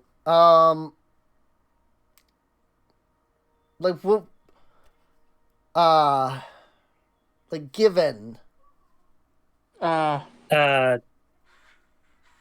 Awarded. Courtesy awarded? Not awarded. I'm thinking Bestowed? Bestowed? No. I know. The soldier responds and says, "These weapons are only distributed to the Emperor's royal guards." And something tells me that there's no things as of recent. The what? Say again? That there's no openings as of Openings. recent. So come on, Cal. Yeah. This. Next time. Yep. I want a laser bayonet. All right. I'm certain we could MacGyver something that from Dawn's Sunblade. Hey, You're not taking my best weapon. Dream big. Never let your memes be dreams. So, as Nebron goes, or I guess Mr. Scroll goes to walk away, Nebron just kind of looks over at the soldiers. It's like, while we're on the giving information aspect, what's the order? I Good have point. a Right. goof in the wall here, Right. as you might not be able to see. I don't know how this happened. The warden, blame it. Sorry. Let me. But yeah, I'll have them answer that in just a sec. I gotta fix this weird. Always works. I don't exactly know how this happened and why it's all how this entire wall is just missing here. But it somehow warden hit it. is. It's the warden's fault. The war. Oh yeah. It's the warden's fault. Yeah, don't you know that it can only not break through There we go. I fixed it. That was weird. I don't know what. I realized like there was that weird like dip, and I'm like, what the heck is going on there? Apparently, click to just convert the there wall was back to no wall bedrock. there. I don't know why. That was weird. The chunk just didn't generate properly. Don't worry. Yeah, it was Right. it's a chunk load issue. So, Nobrana, in response to your question, the soldier will respond and say, "The warden is the guardian of the tomb."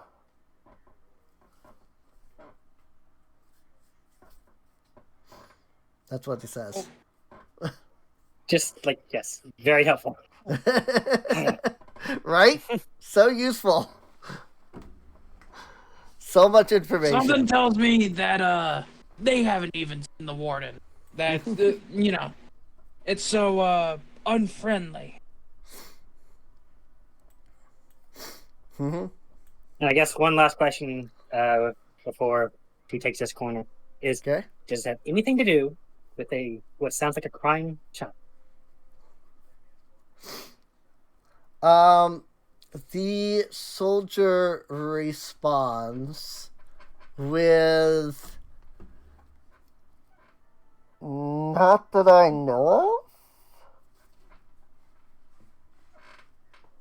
of." He seems confused by your question. Yeah, there's what sounds like a crying child. Could be undead. Could be really powerful. Could be both. Good luck.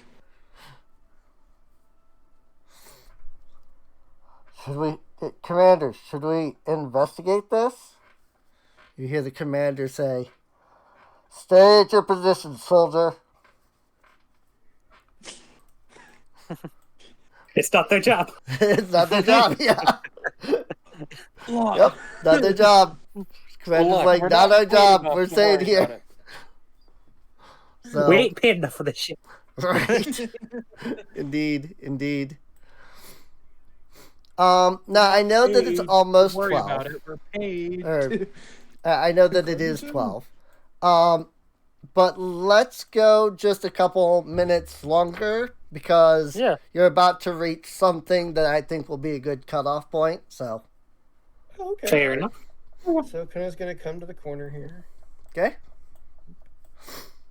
As you round the corner, you can see a long, winding pathway that continues down to the south. Up until now, there has been a slight decrease as you've gone deeper and deeper into the cave. As you reach this section, it almost becomes like a 45-degree, like, deep, downcline. And it All right, goes everybody, deep. watch your footing. Well,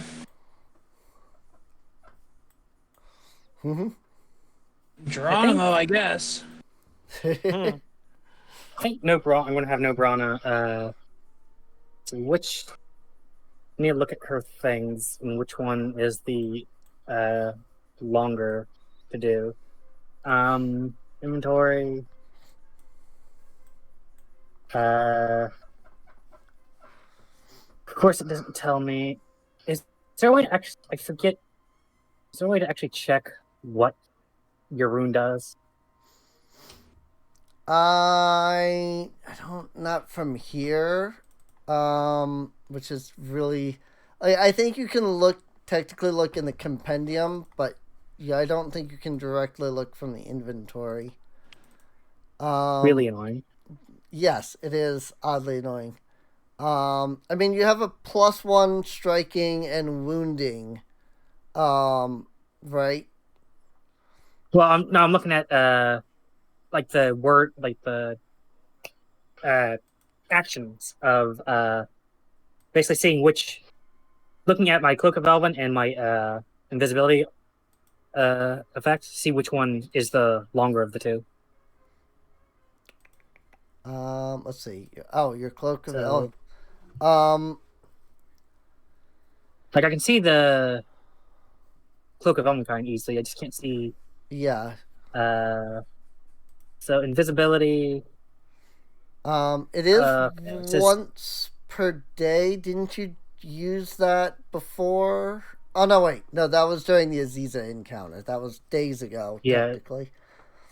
What else are you looking at? Oh, you're so resilient. I was looking. Yeah, resilient invisibility leather armor. I see it now. Which is a single action versus, I believe, 2 actions. Yes. Probably. So the cloak will be. It says action go invisible with 1 diamond. So. Okay. Yeah. Yeah. If it has 1 diamond, case, then it is. 1 action. Yeah. Yes. Thank you. My words just like disappeared. If it has 1 symbol, then it's a 1 action. If it's got 2, it's 2 action. 3, it's 3. The invisibility rune, you whisper the command word, you become invisible for 1 minute. And your Cloak of Elvenkind, I can pull the hood up. Is also it's also 1 minute. So, because invisibility, you pull the hood over and you become invisible for 1 minute. So, well, I was just mainly because if they're both the same, it wouldn't matter. But since the cloak is harder to activate, might as well trigger that first. Because given that we know there's a threat ahead, Right. Nobrata could, be a bit ahead of Kona, like to look through the turn, so we don't run face first into the warden. Okay. That do sound like a plan if everybody else is good Sure. with that. Yeah. Meanwhile, Mr. Squirrel will probably be on Kona's shoulder. Okay. Sounds like a good plan to me.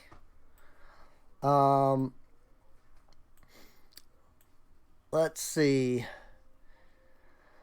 I'm gonna grab Kona and drag her down here a little bit, since there's really nothing in between here and this is the point here where Kona would be able to kind of see what's coming up.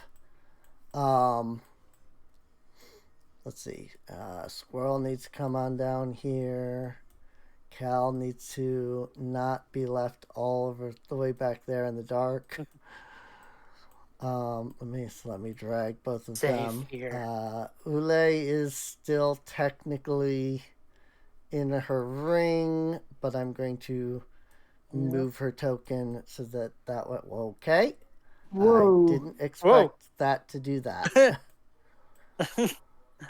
I didn't expect her. I was gonna just put her in the wall, that way I don't have to worry about it. But apparently that causes her to reveal freaking vision, and now, like, I can't. It's like map tool. I would have to reset all of it to get rid of that. Luckily, this doesn't seem like it causes any terrible amounts of lag. So Yeah.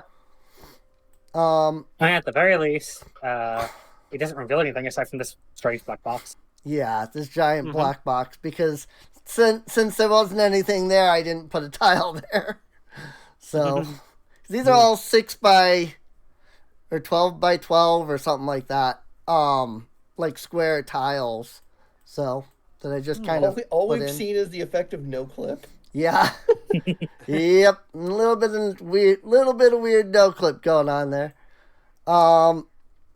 So the first as you make your way down, you do come across a couple of these little like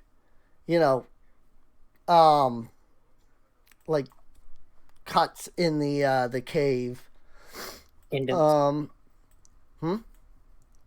Indents. Indents. That is actually the word I was looking for. Yes.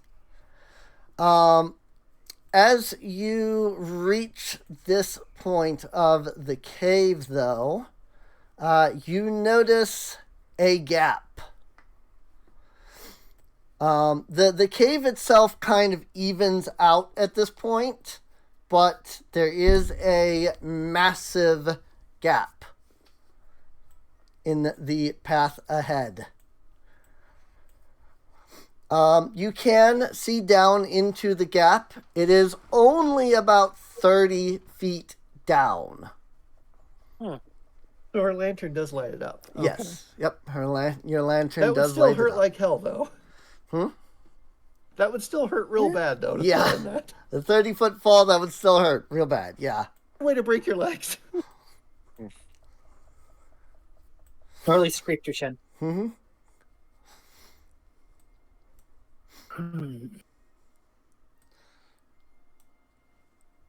Oop.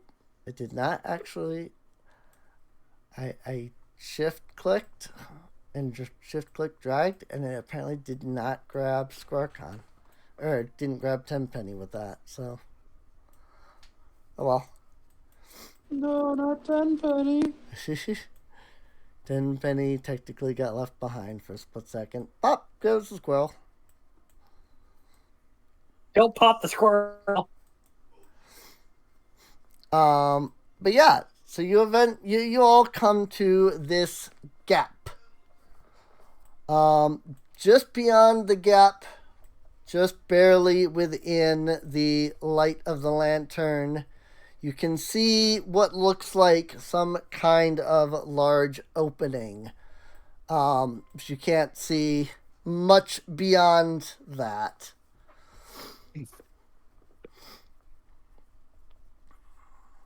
So, this pit, is it like from wall to wall, or is there like a ledge that could potentially a tiny creature could walk on? Yes. It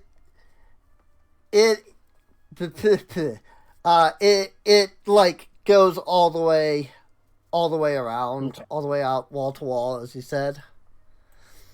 So. I got an easy answer for this. Mm-hmm. Is there like cracks in the floor? Like in what do you mean? Like, are there any small cracks in the stone of the floor? Oh, you mean like just like under your feet to begin with? Yeah, just under the yeah. Okay. Yeah, probably.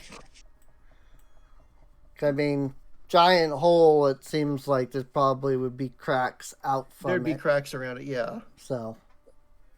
So, Conan's gonna just jam her sword as hard as she can into one of the cracks. Okay. Everybody's gonna back up. Oh no, nothing's gonna explode. Well, that's She, if the she ground reaches into her collapses. pack and just like holds up a rope, and it's like, Oh. we climb down, Climb down. and then climb she starts tying the rope to the sword. up. Sounds like a plan. Climb down, then climb back And then up. she's just gonna climb down. Alrighty. I believe it's an either acrobatics or athletics. Like, I think you can choose. Unless you have a climbing speed. So. Definitely gonna do athletics, I think. Mhm. So anybody who want to climb the rope. Nice, 36. After the horror of the bridge, Conan makes this look easy. She just Right. does the fast rappel down into the pit. Right. So could I? No, I mean, I'm trained in athletics, but could Yeah. I possibly use acrobatics? Yes. Well, that's what I said is that you can choose between I didn't either hear that part. acrobatics or Oh. athletics. Oh, 19. Doesn't matter much. Squarcon. Catch me! Squarcon grabs onto the rope. Unfortunately, his little mouse-like fingers don't get a good grip on the Can rope. Conan try and catch Squarcon? Yes. If you would like for Kona to Make an athletics check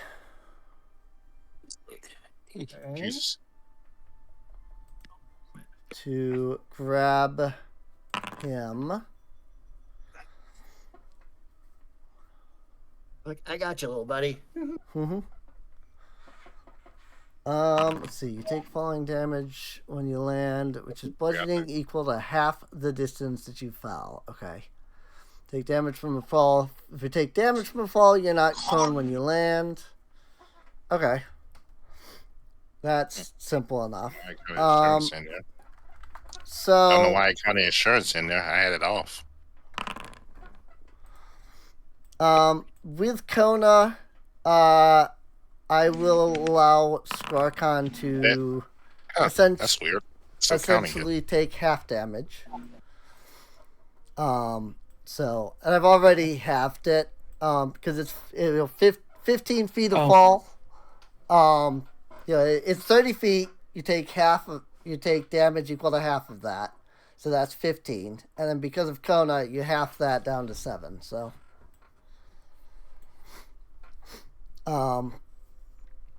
but yes, so Scarcon will take 7. If I had catfall or whatever it's called, I would be fine. I would have just face tanked the entire, fall. Right. Let's see. Don with acrobatics got a 30. Or It seems so. I'm trying to figure. I don't know why it keeps procking assurance though. oh, There it goes. okay. Got it. Okay, I see. Yeah, I was like, I want that. It was weird because it was a 10. Okay, so 27, and Cal got a 29. So those are both fine.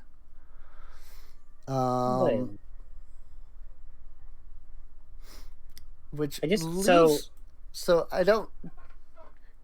I mean, Noborana. Does Noborana have the thing that lets her just like fly? It's yes. She hasn't just. Well, she's used it so far, but invisible. But at the same time, that's once per hour.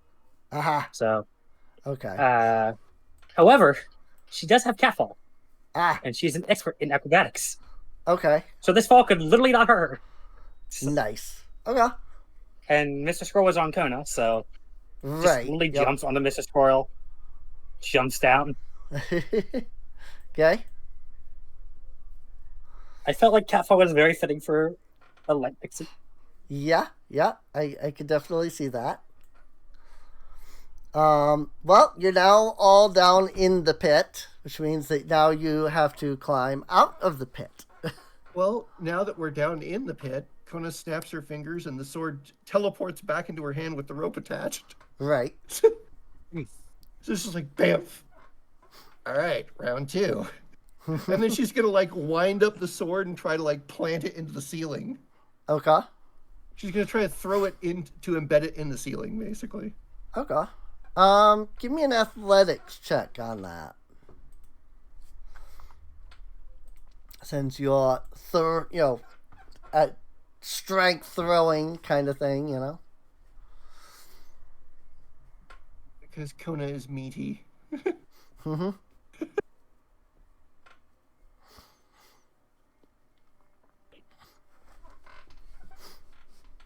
So.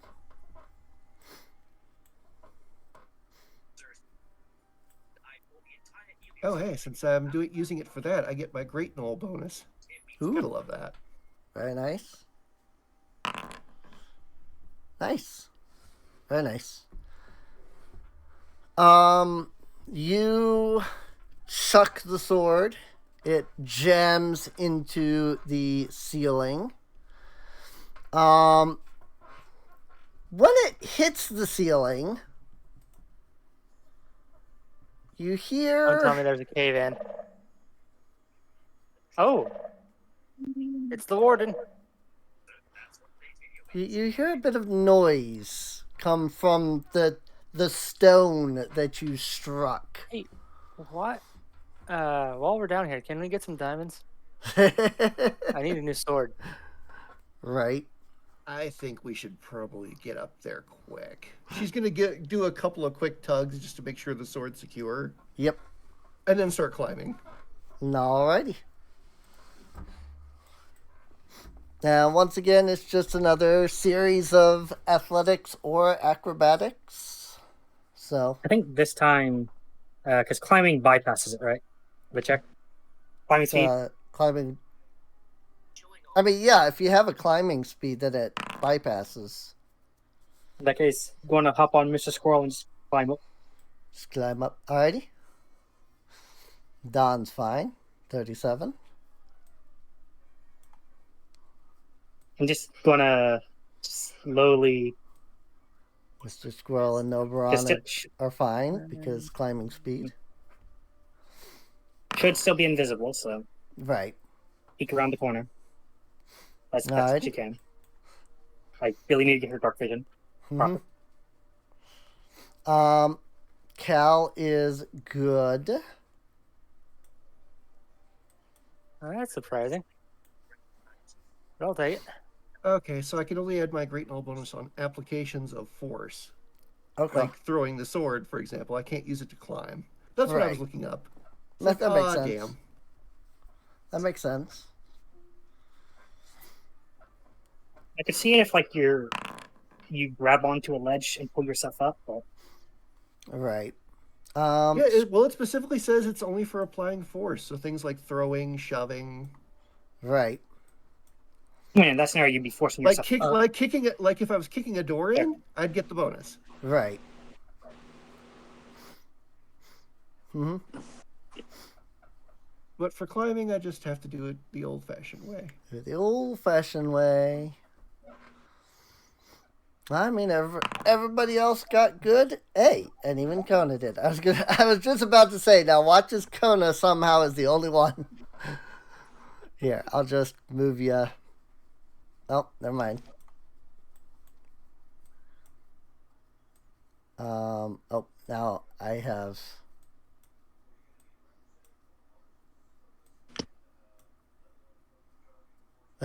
Okay, hang on. I have a glitchy.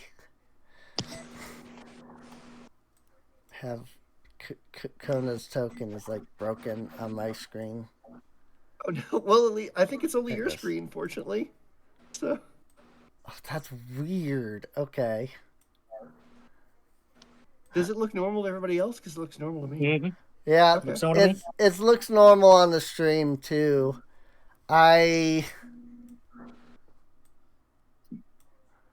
This is real. This is real interesting. I can and also can't grab I can't grab Kona's token at all now. It won't let me. Try to grab it now after I moved it. Yeah, nope. I saw you grab it for a second. Yeah, it's here. Grab Kona's token and move it, and I'll show you a screenshot. Oh my god, what in the world? It's got. Oh, Oh, that okay. moved. I moved it that time. I think the glitch fixed because I noticed the last time I moved it, it wasn't showing me the distance I moved. Right. And this Yeah. time it did. Yep. Now. So- Yep. It just fixed it. Okay, so it just had it was just confused for a second. Yeah. It was because I tried to also move it, but this is what I was having an issue with.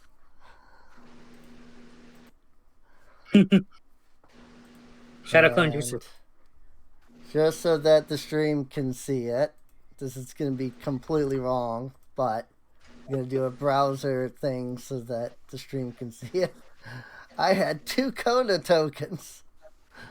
Well, here's an old Minecraft reference. We figured out how to make Ghost Ray. Right. Alright, let's see. For anyone who watched Achievement Hunter. Where did I... Oh, I was on Kona's token, so it wasn't letting me see Ule. But I found it. Alright. you make your way to the south until you find the path opening up into an absolutely massive chamber. There is, of course, a large stone pillar on this side, as well as another stone pillar over here. You can see the glow of a very large cluster of necromantic crystals just to the south. And as you begin to step into this chamber, the very rock under your feet makes noise. Yeah.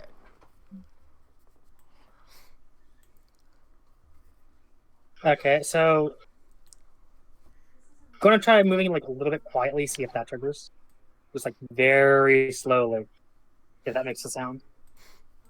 All right. Give me sneak stealth. Stealth. Give me that sneak roll. Quick question. Shouldn't the so I took, where is it? Sneak adept.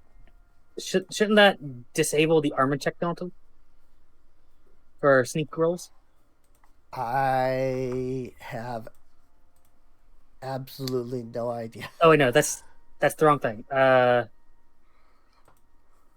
Which one is it?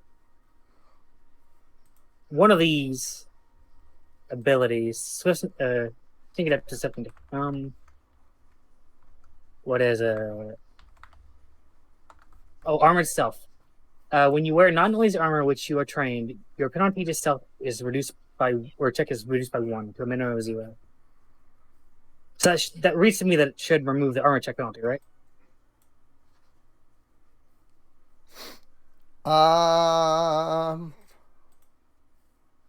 Sorry, I'm also looking at something and I'm a little confused, but oh, here.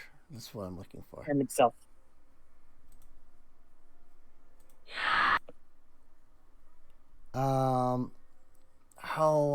That's right. I have to do this in a weird way. Sorry, I'm trying. I didn't expect being right here initially, and I'm just kind of realizing that I need to grab a specific thing that is not exactly, which is surprisingly difficult to get my hands on, believe it or not.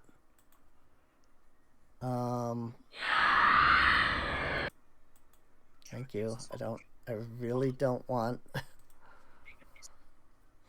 I mean, everybody in the podcast knows exactly what I'm trying to do now. Sorry. I will answer your question as soon as I put this into a folder and hit the save button. So, okay. Say again what the thing was. I posted in chat. Oh, okay. When it's non-noisy armor, which I'm not wearing noisy armor. You are trained.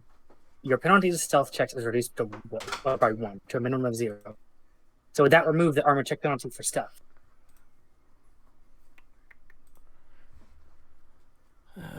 Or is the armor check penalty something different? Master himself. Okay. So it sounds like it should automatically factor that. I would seem like. Well, it doesn't automatically turn at all. So. Right. Well, why I asked.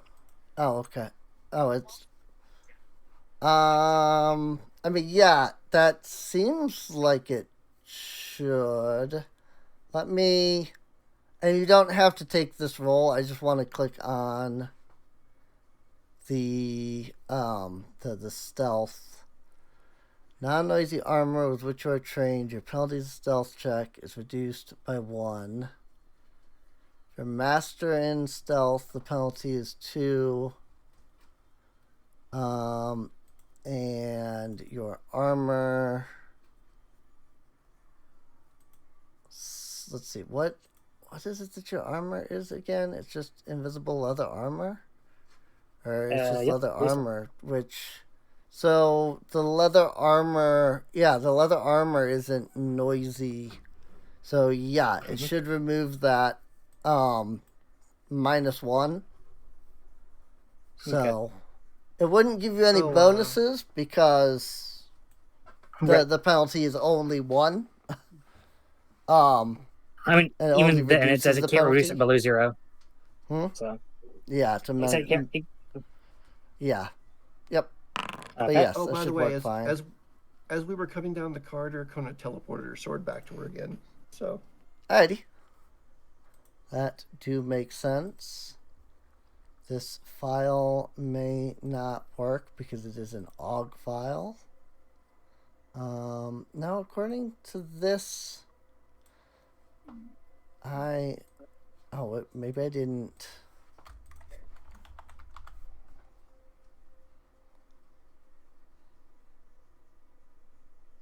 the question is, does the sneaking work? Mm-hmm. That is the question. You know what? I'm just gonna do that for now. This will be the easiest way. Let's see. 35 on stealth.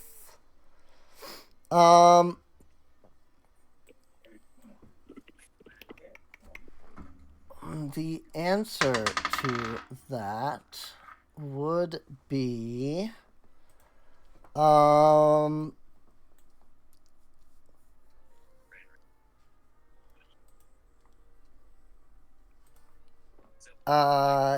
okay.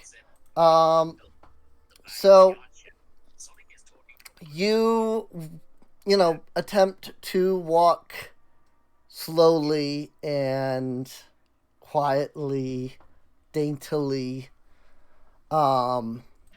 Unfortunately,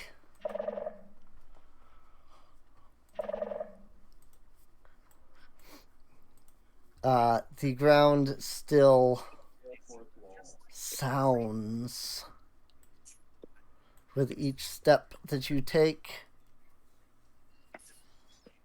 Okay, so to Nibrana, that would probably make her think it's based off touch, not sound. Yeah, it looks like it's contact based. Who knows if that's true or not, but Right. all she knows is she's really sneaky right now. Mm-hmm. Presumably. There's a lot of these crystals here. I don't take that as a good sign.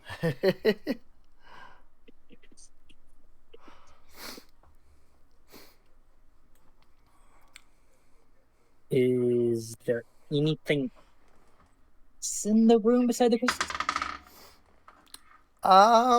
Let's see. Not really.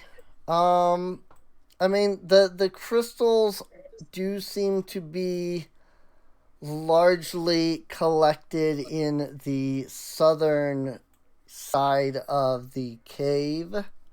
Southern and a little, eastern, southeasternly even. Beyond that, it really just looks like there's a lot of crystals. To the east side, you can see what appears to be some sort of continuing, cave path.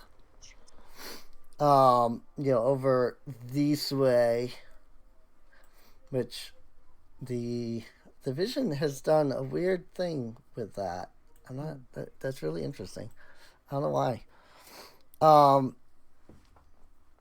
There does look like there is a path over that way. That said, you can also see it looks like it comes around, here on the west side, and just at the kind of edge of Kona's lantern, you can see it goes down, further to the south here. So.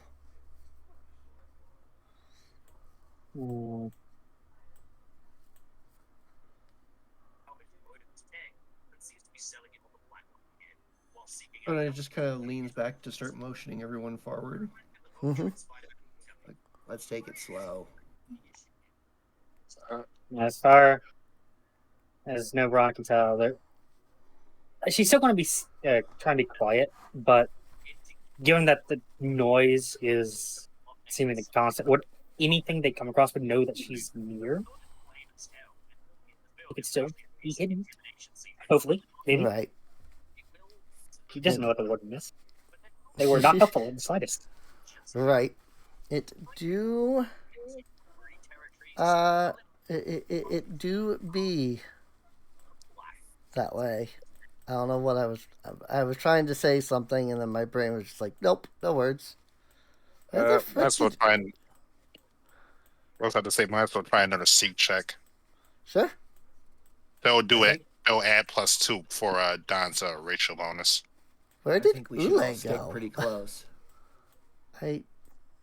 Where, what happened to Ule's token?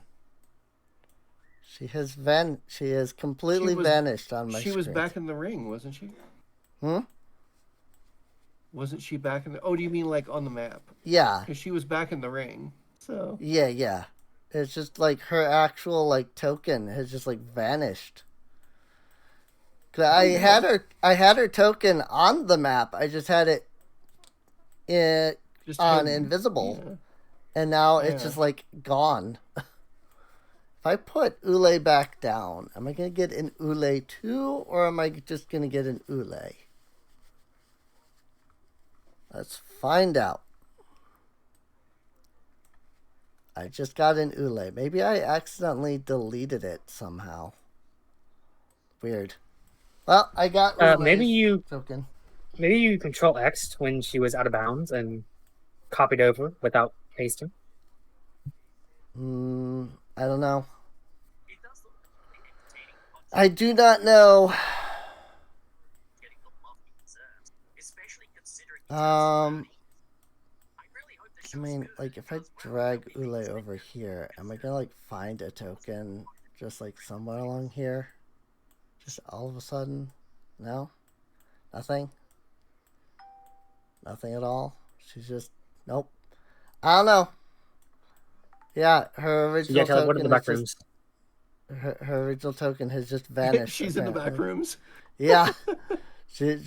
I guess Ule just no-clipped at some point or something. I have no clue what happened. I probably hit a button without knowing it and caused something weird to happen. So Kona's just kind of quietly urging everyone to move together in a small group. Right. Since these things are giving away our position, better that we're not pinging everywhere. Right. Makes sense. This might give us the opportunity to hide our numbers, basically. Right. Well,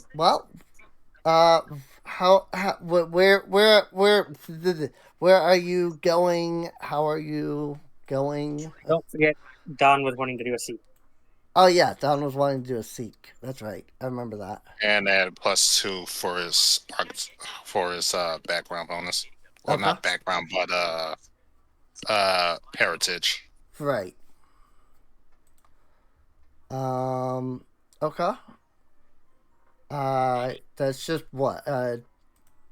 Extra +2. Right.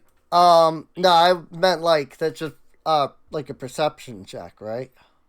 Yep. One on your end, though. Oh, that's right. That's the thing. I forget that Pathfinder makes the GM roll stuff, skills and stuff sometimes. So, well, let's see what we got here.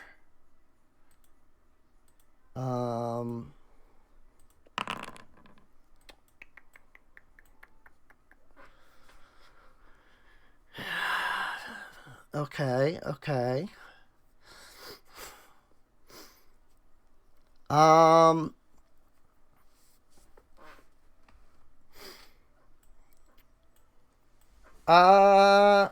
Well, you don't detect anything that isn't being detected by like everybody else, so Yeah, fair enough. there's no other sounds or anything.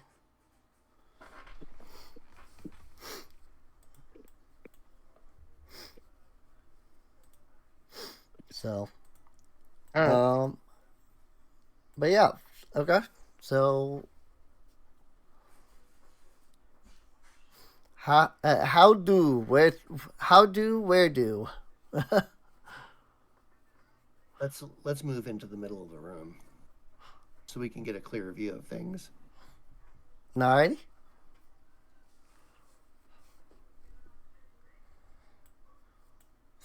Move into the middle of the room, then.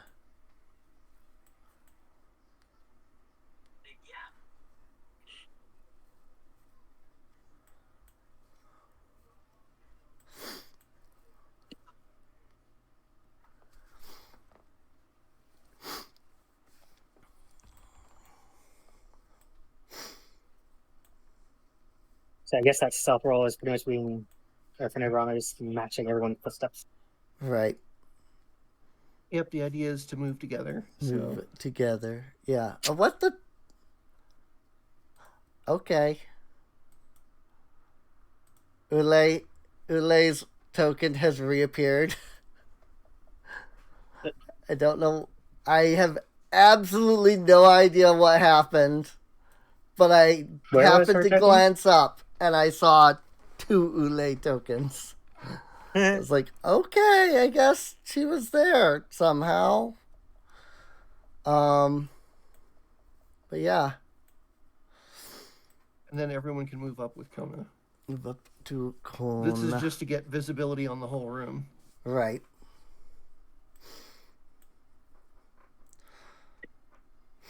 Well, I mean, standing here, I assume as we walk, we're continuing to hear more noises. Yes.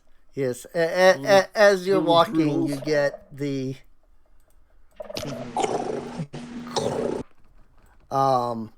so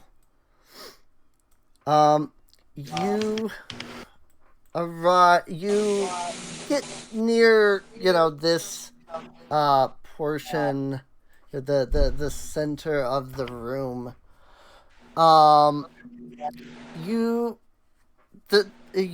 notice that the necromantic crystals here, as you have kind of reached, you've gotten closer to them, they seem to begin to react. Oh, that's not what I want. I don't know how visible that is, but I changed their it's doing the swirly thing. Yeah, I changed their visual effect. But yeah, it's not the most visible effect, but still. But yes, as you begin to, get closer to these crystals, they almost seem to react to your approach. Let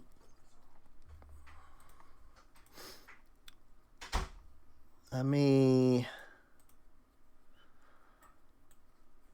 I'm trying to think of exactly how the best way to like word this is. I was not prepared. I will be honest. I know that I'm the one that said let's keep going to this point, but I have just realized that I was not prepared. So, Well, maybe we should stop here then, or I mean, it's fine. I just wasn't prepared with like words. But I figure we'll stop here in just a moment. The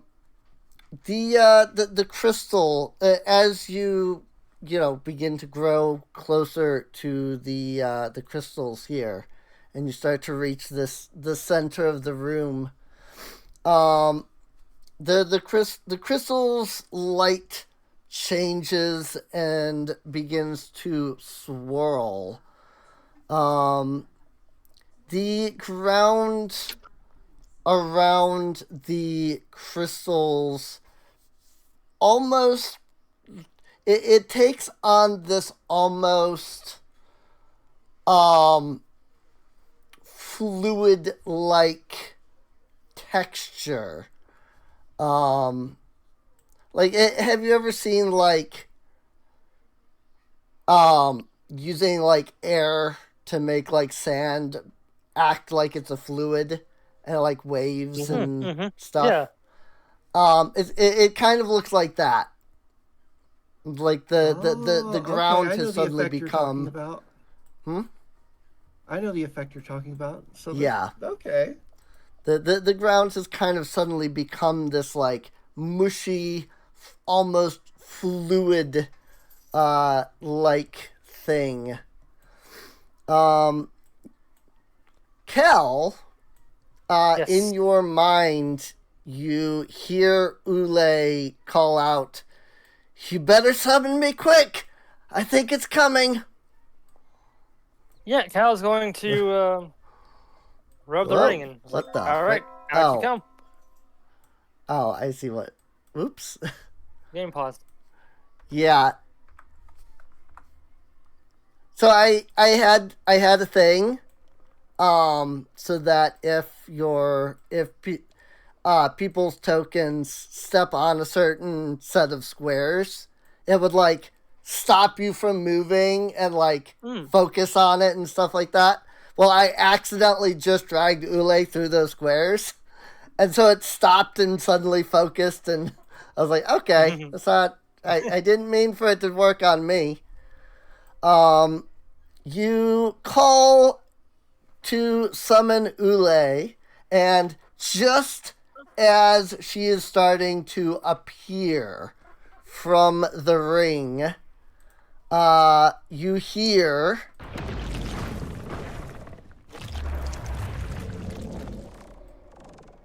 I don't know how loud that was.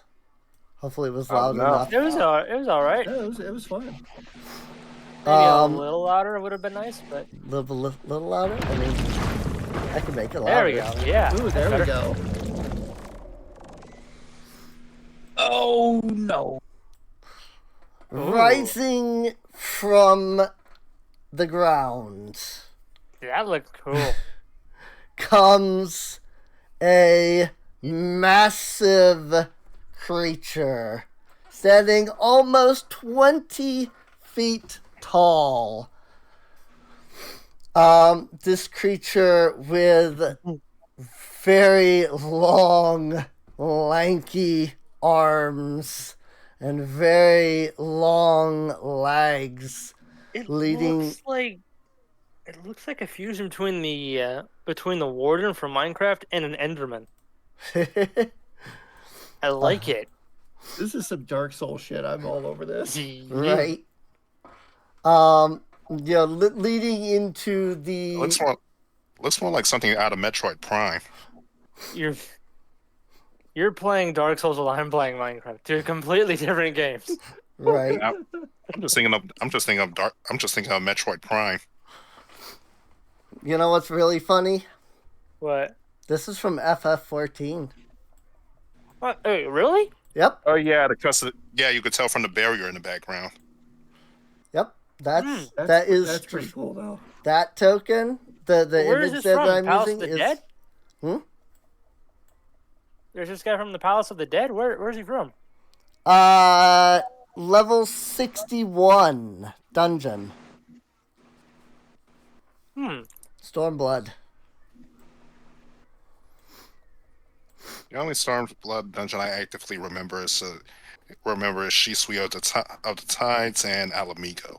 Oh God, I have done Shisui of the Tides so many times because I wanted all the gear. You want the armor. You want the armor.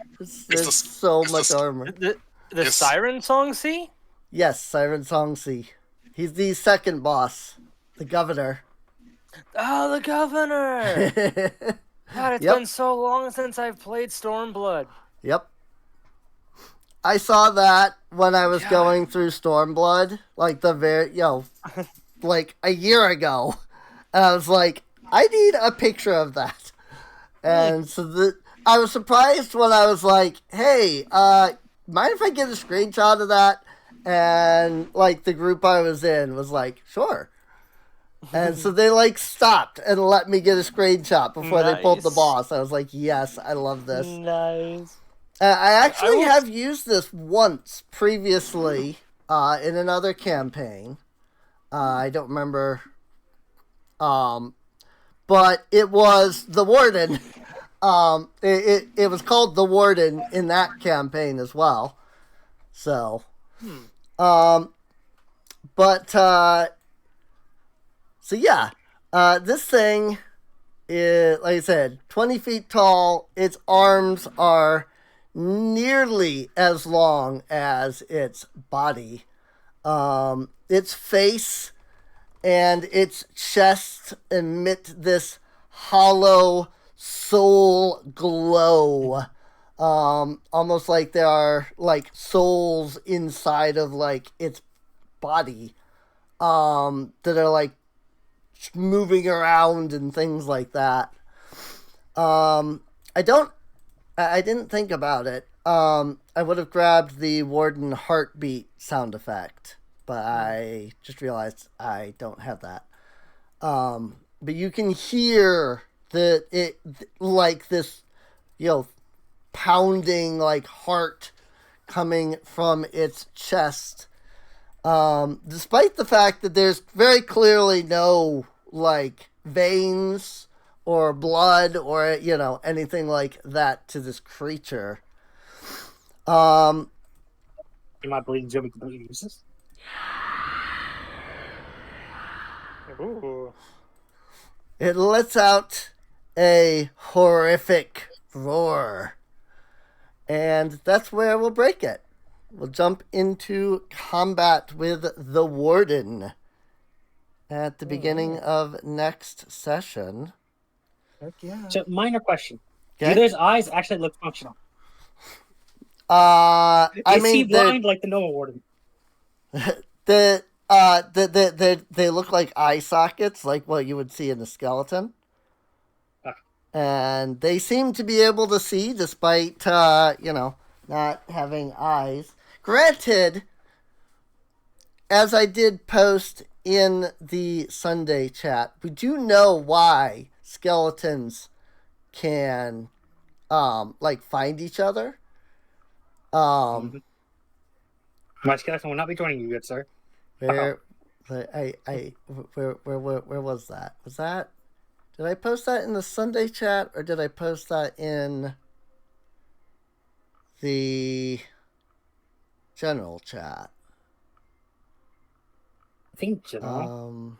Centaurs might be general because I'm scrolling up and I'm not seeing it in Sunday chat. Yes, telepathy. You're talking about this? Probably. Let me see. YouTube Shorts. Yes. Yes, that's what I'm looking for. And let me just bring this into OBS here. And we'll see if this works. Sort of.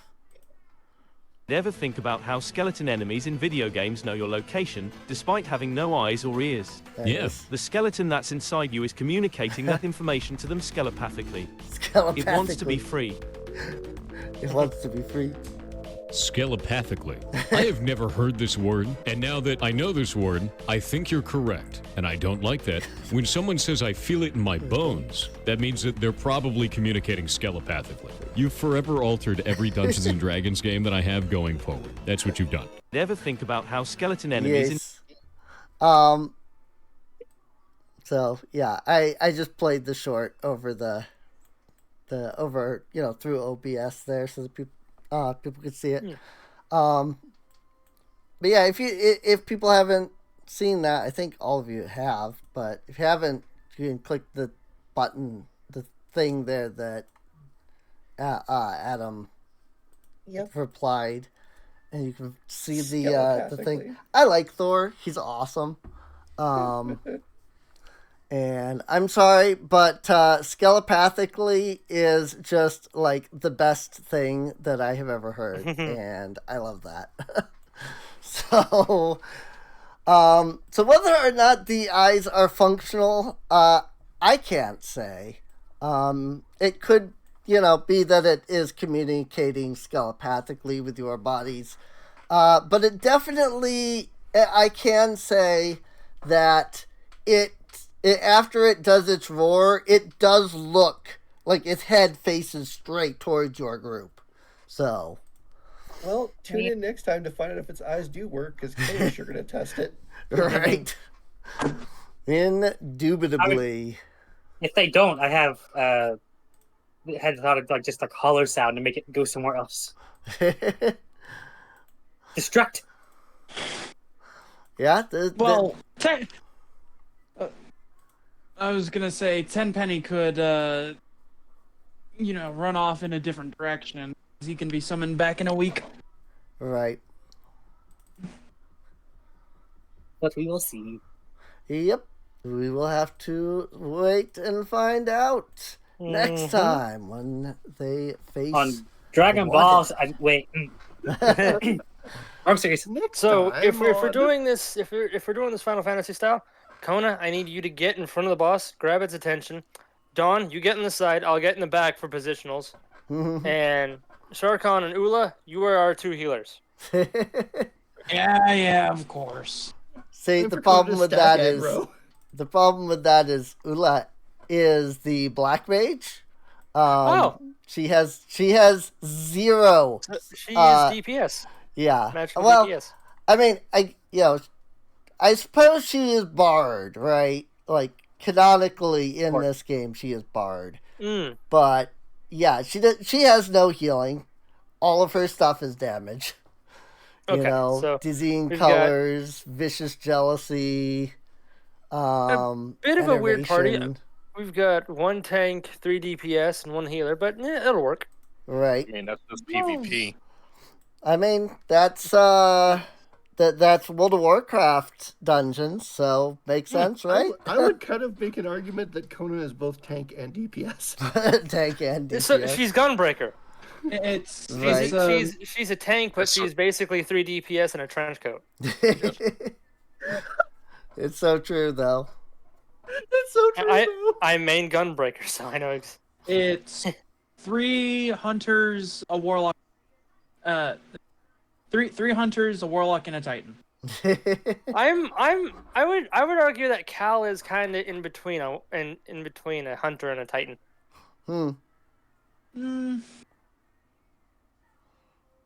He's built like a hunter, but he's also a bit tanky. Right. I mean, when he's got his parry up, he's got a 30 AC. He's got 138 HP. medium armor. They all smell like gasoline. Gosh dang it. Well, with that though, this is the spot that we are breaking at. So we hope you've enjoyed. If you have, if you're watching on Twitch, feel free to follow. But if you're watching over on YouTube, feel free to subscribe. You can check the video description for a link to both the Discord and the Patreon, as well as directly here to twitch.tv/Serene Inc., where you can catch these live Sundays at 8 p.m. Eastern Time. And also, there should be a playlist with the end card, so feel free to check that out if you haven't seen the other episodes. 3 Hunters, 2 Warlocks, and Titan. And with that, next time, the big dude. The Warden. Oh, and I will say this, like, I'm excited for all of you to fight this guy, but what I'm the most excited for is what comes next. I'm scared. I just hope bullets This is work against this guy. Damage Gate. Cry, this is Damage Gate. This is this is War Priest. War Priest? Oh dear. No. Well, Maybe. It'd be more Explicator. Explicator of Worlds before we fight Nezarek. I have no Oh, idea I've what not they're done that raid talking yet, about. so. It's Yeah, it's that one really complicated planet boss fight before you get to the real easy, Nezarek boss. Yeah. I hope that the end boss is difficult. Mm-hmm. We'll see. We won't know until we find out. You won't know till you find out. Hit it in and sneeze. Hit sneeze or its weak point. Anyway, we'll see you all next time. See you later. Yeah. Like, comment, subscribe, and feed the algorithm. Yes. Do all the things. And if anyone knows how to get gasoline out of clothes, let me know. I spilled gasoline on my shoe earlier today. Oh dear. And I can't get the smell out. Rip. Ugh. Yeah, some like I go to the gas station that I normally go to get gas, and this is an MFA, so there's no gas station. It's just like pumps on the side of the road. Okay. And I go to my normal one that I go to. I run my card, I get the hose, I get the pump thing out into the gas tank. I press the nozzle, nothing's coming out, and then I follow the hose. There's no hose attached. Oh. The hose and the nozzle have become separated.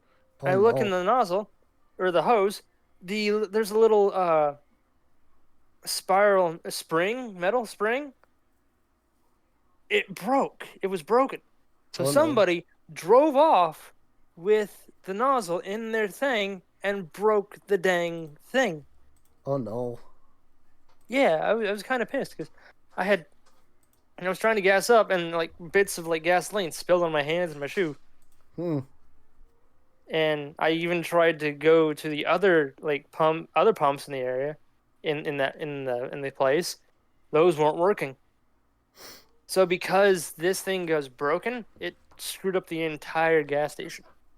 Rip. So I had to go to another place to get gas, which I was kind of annoyed because usually MFA have lower prices than most other gas stations. Right.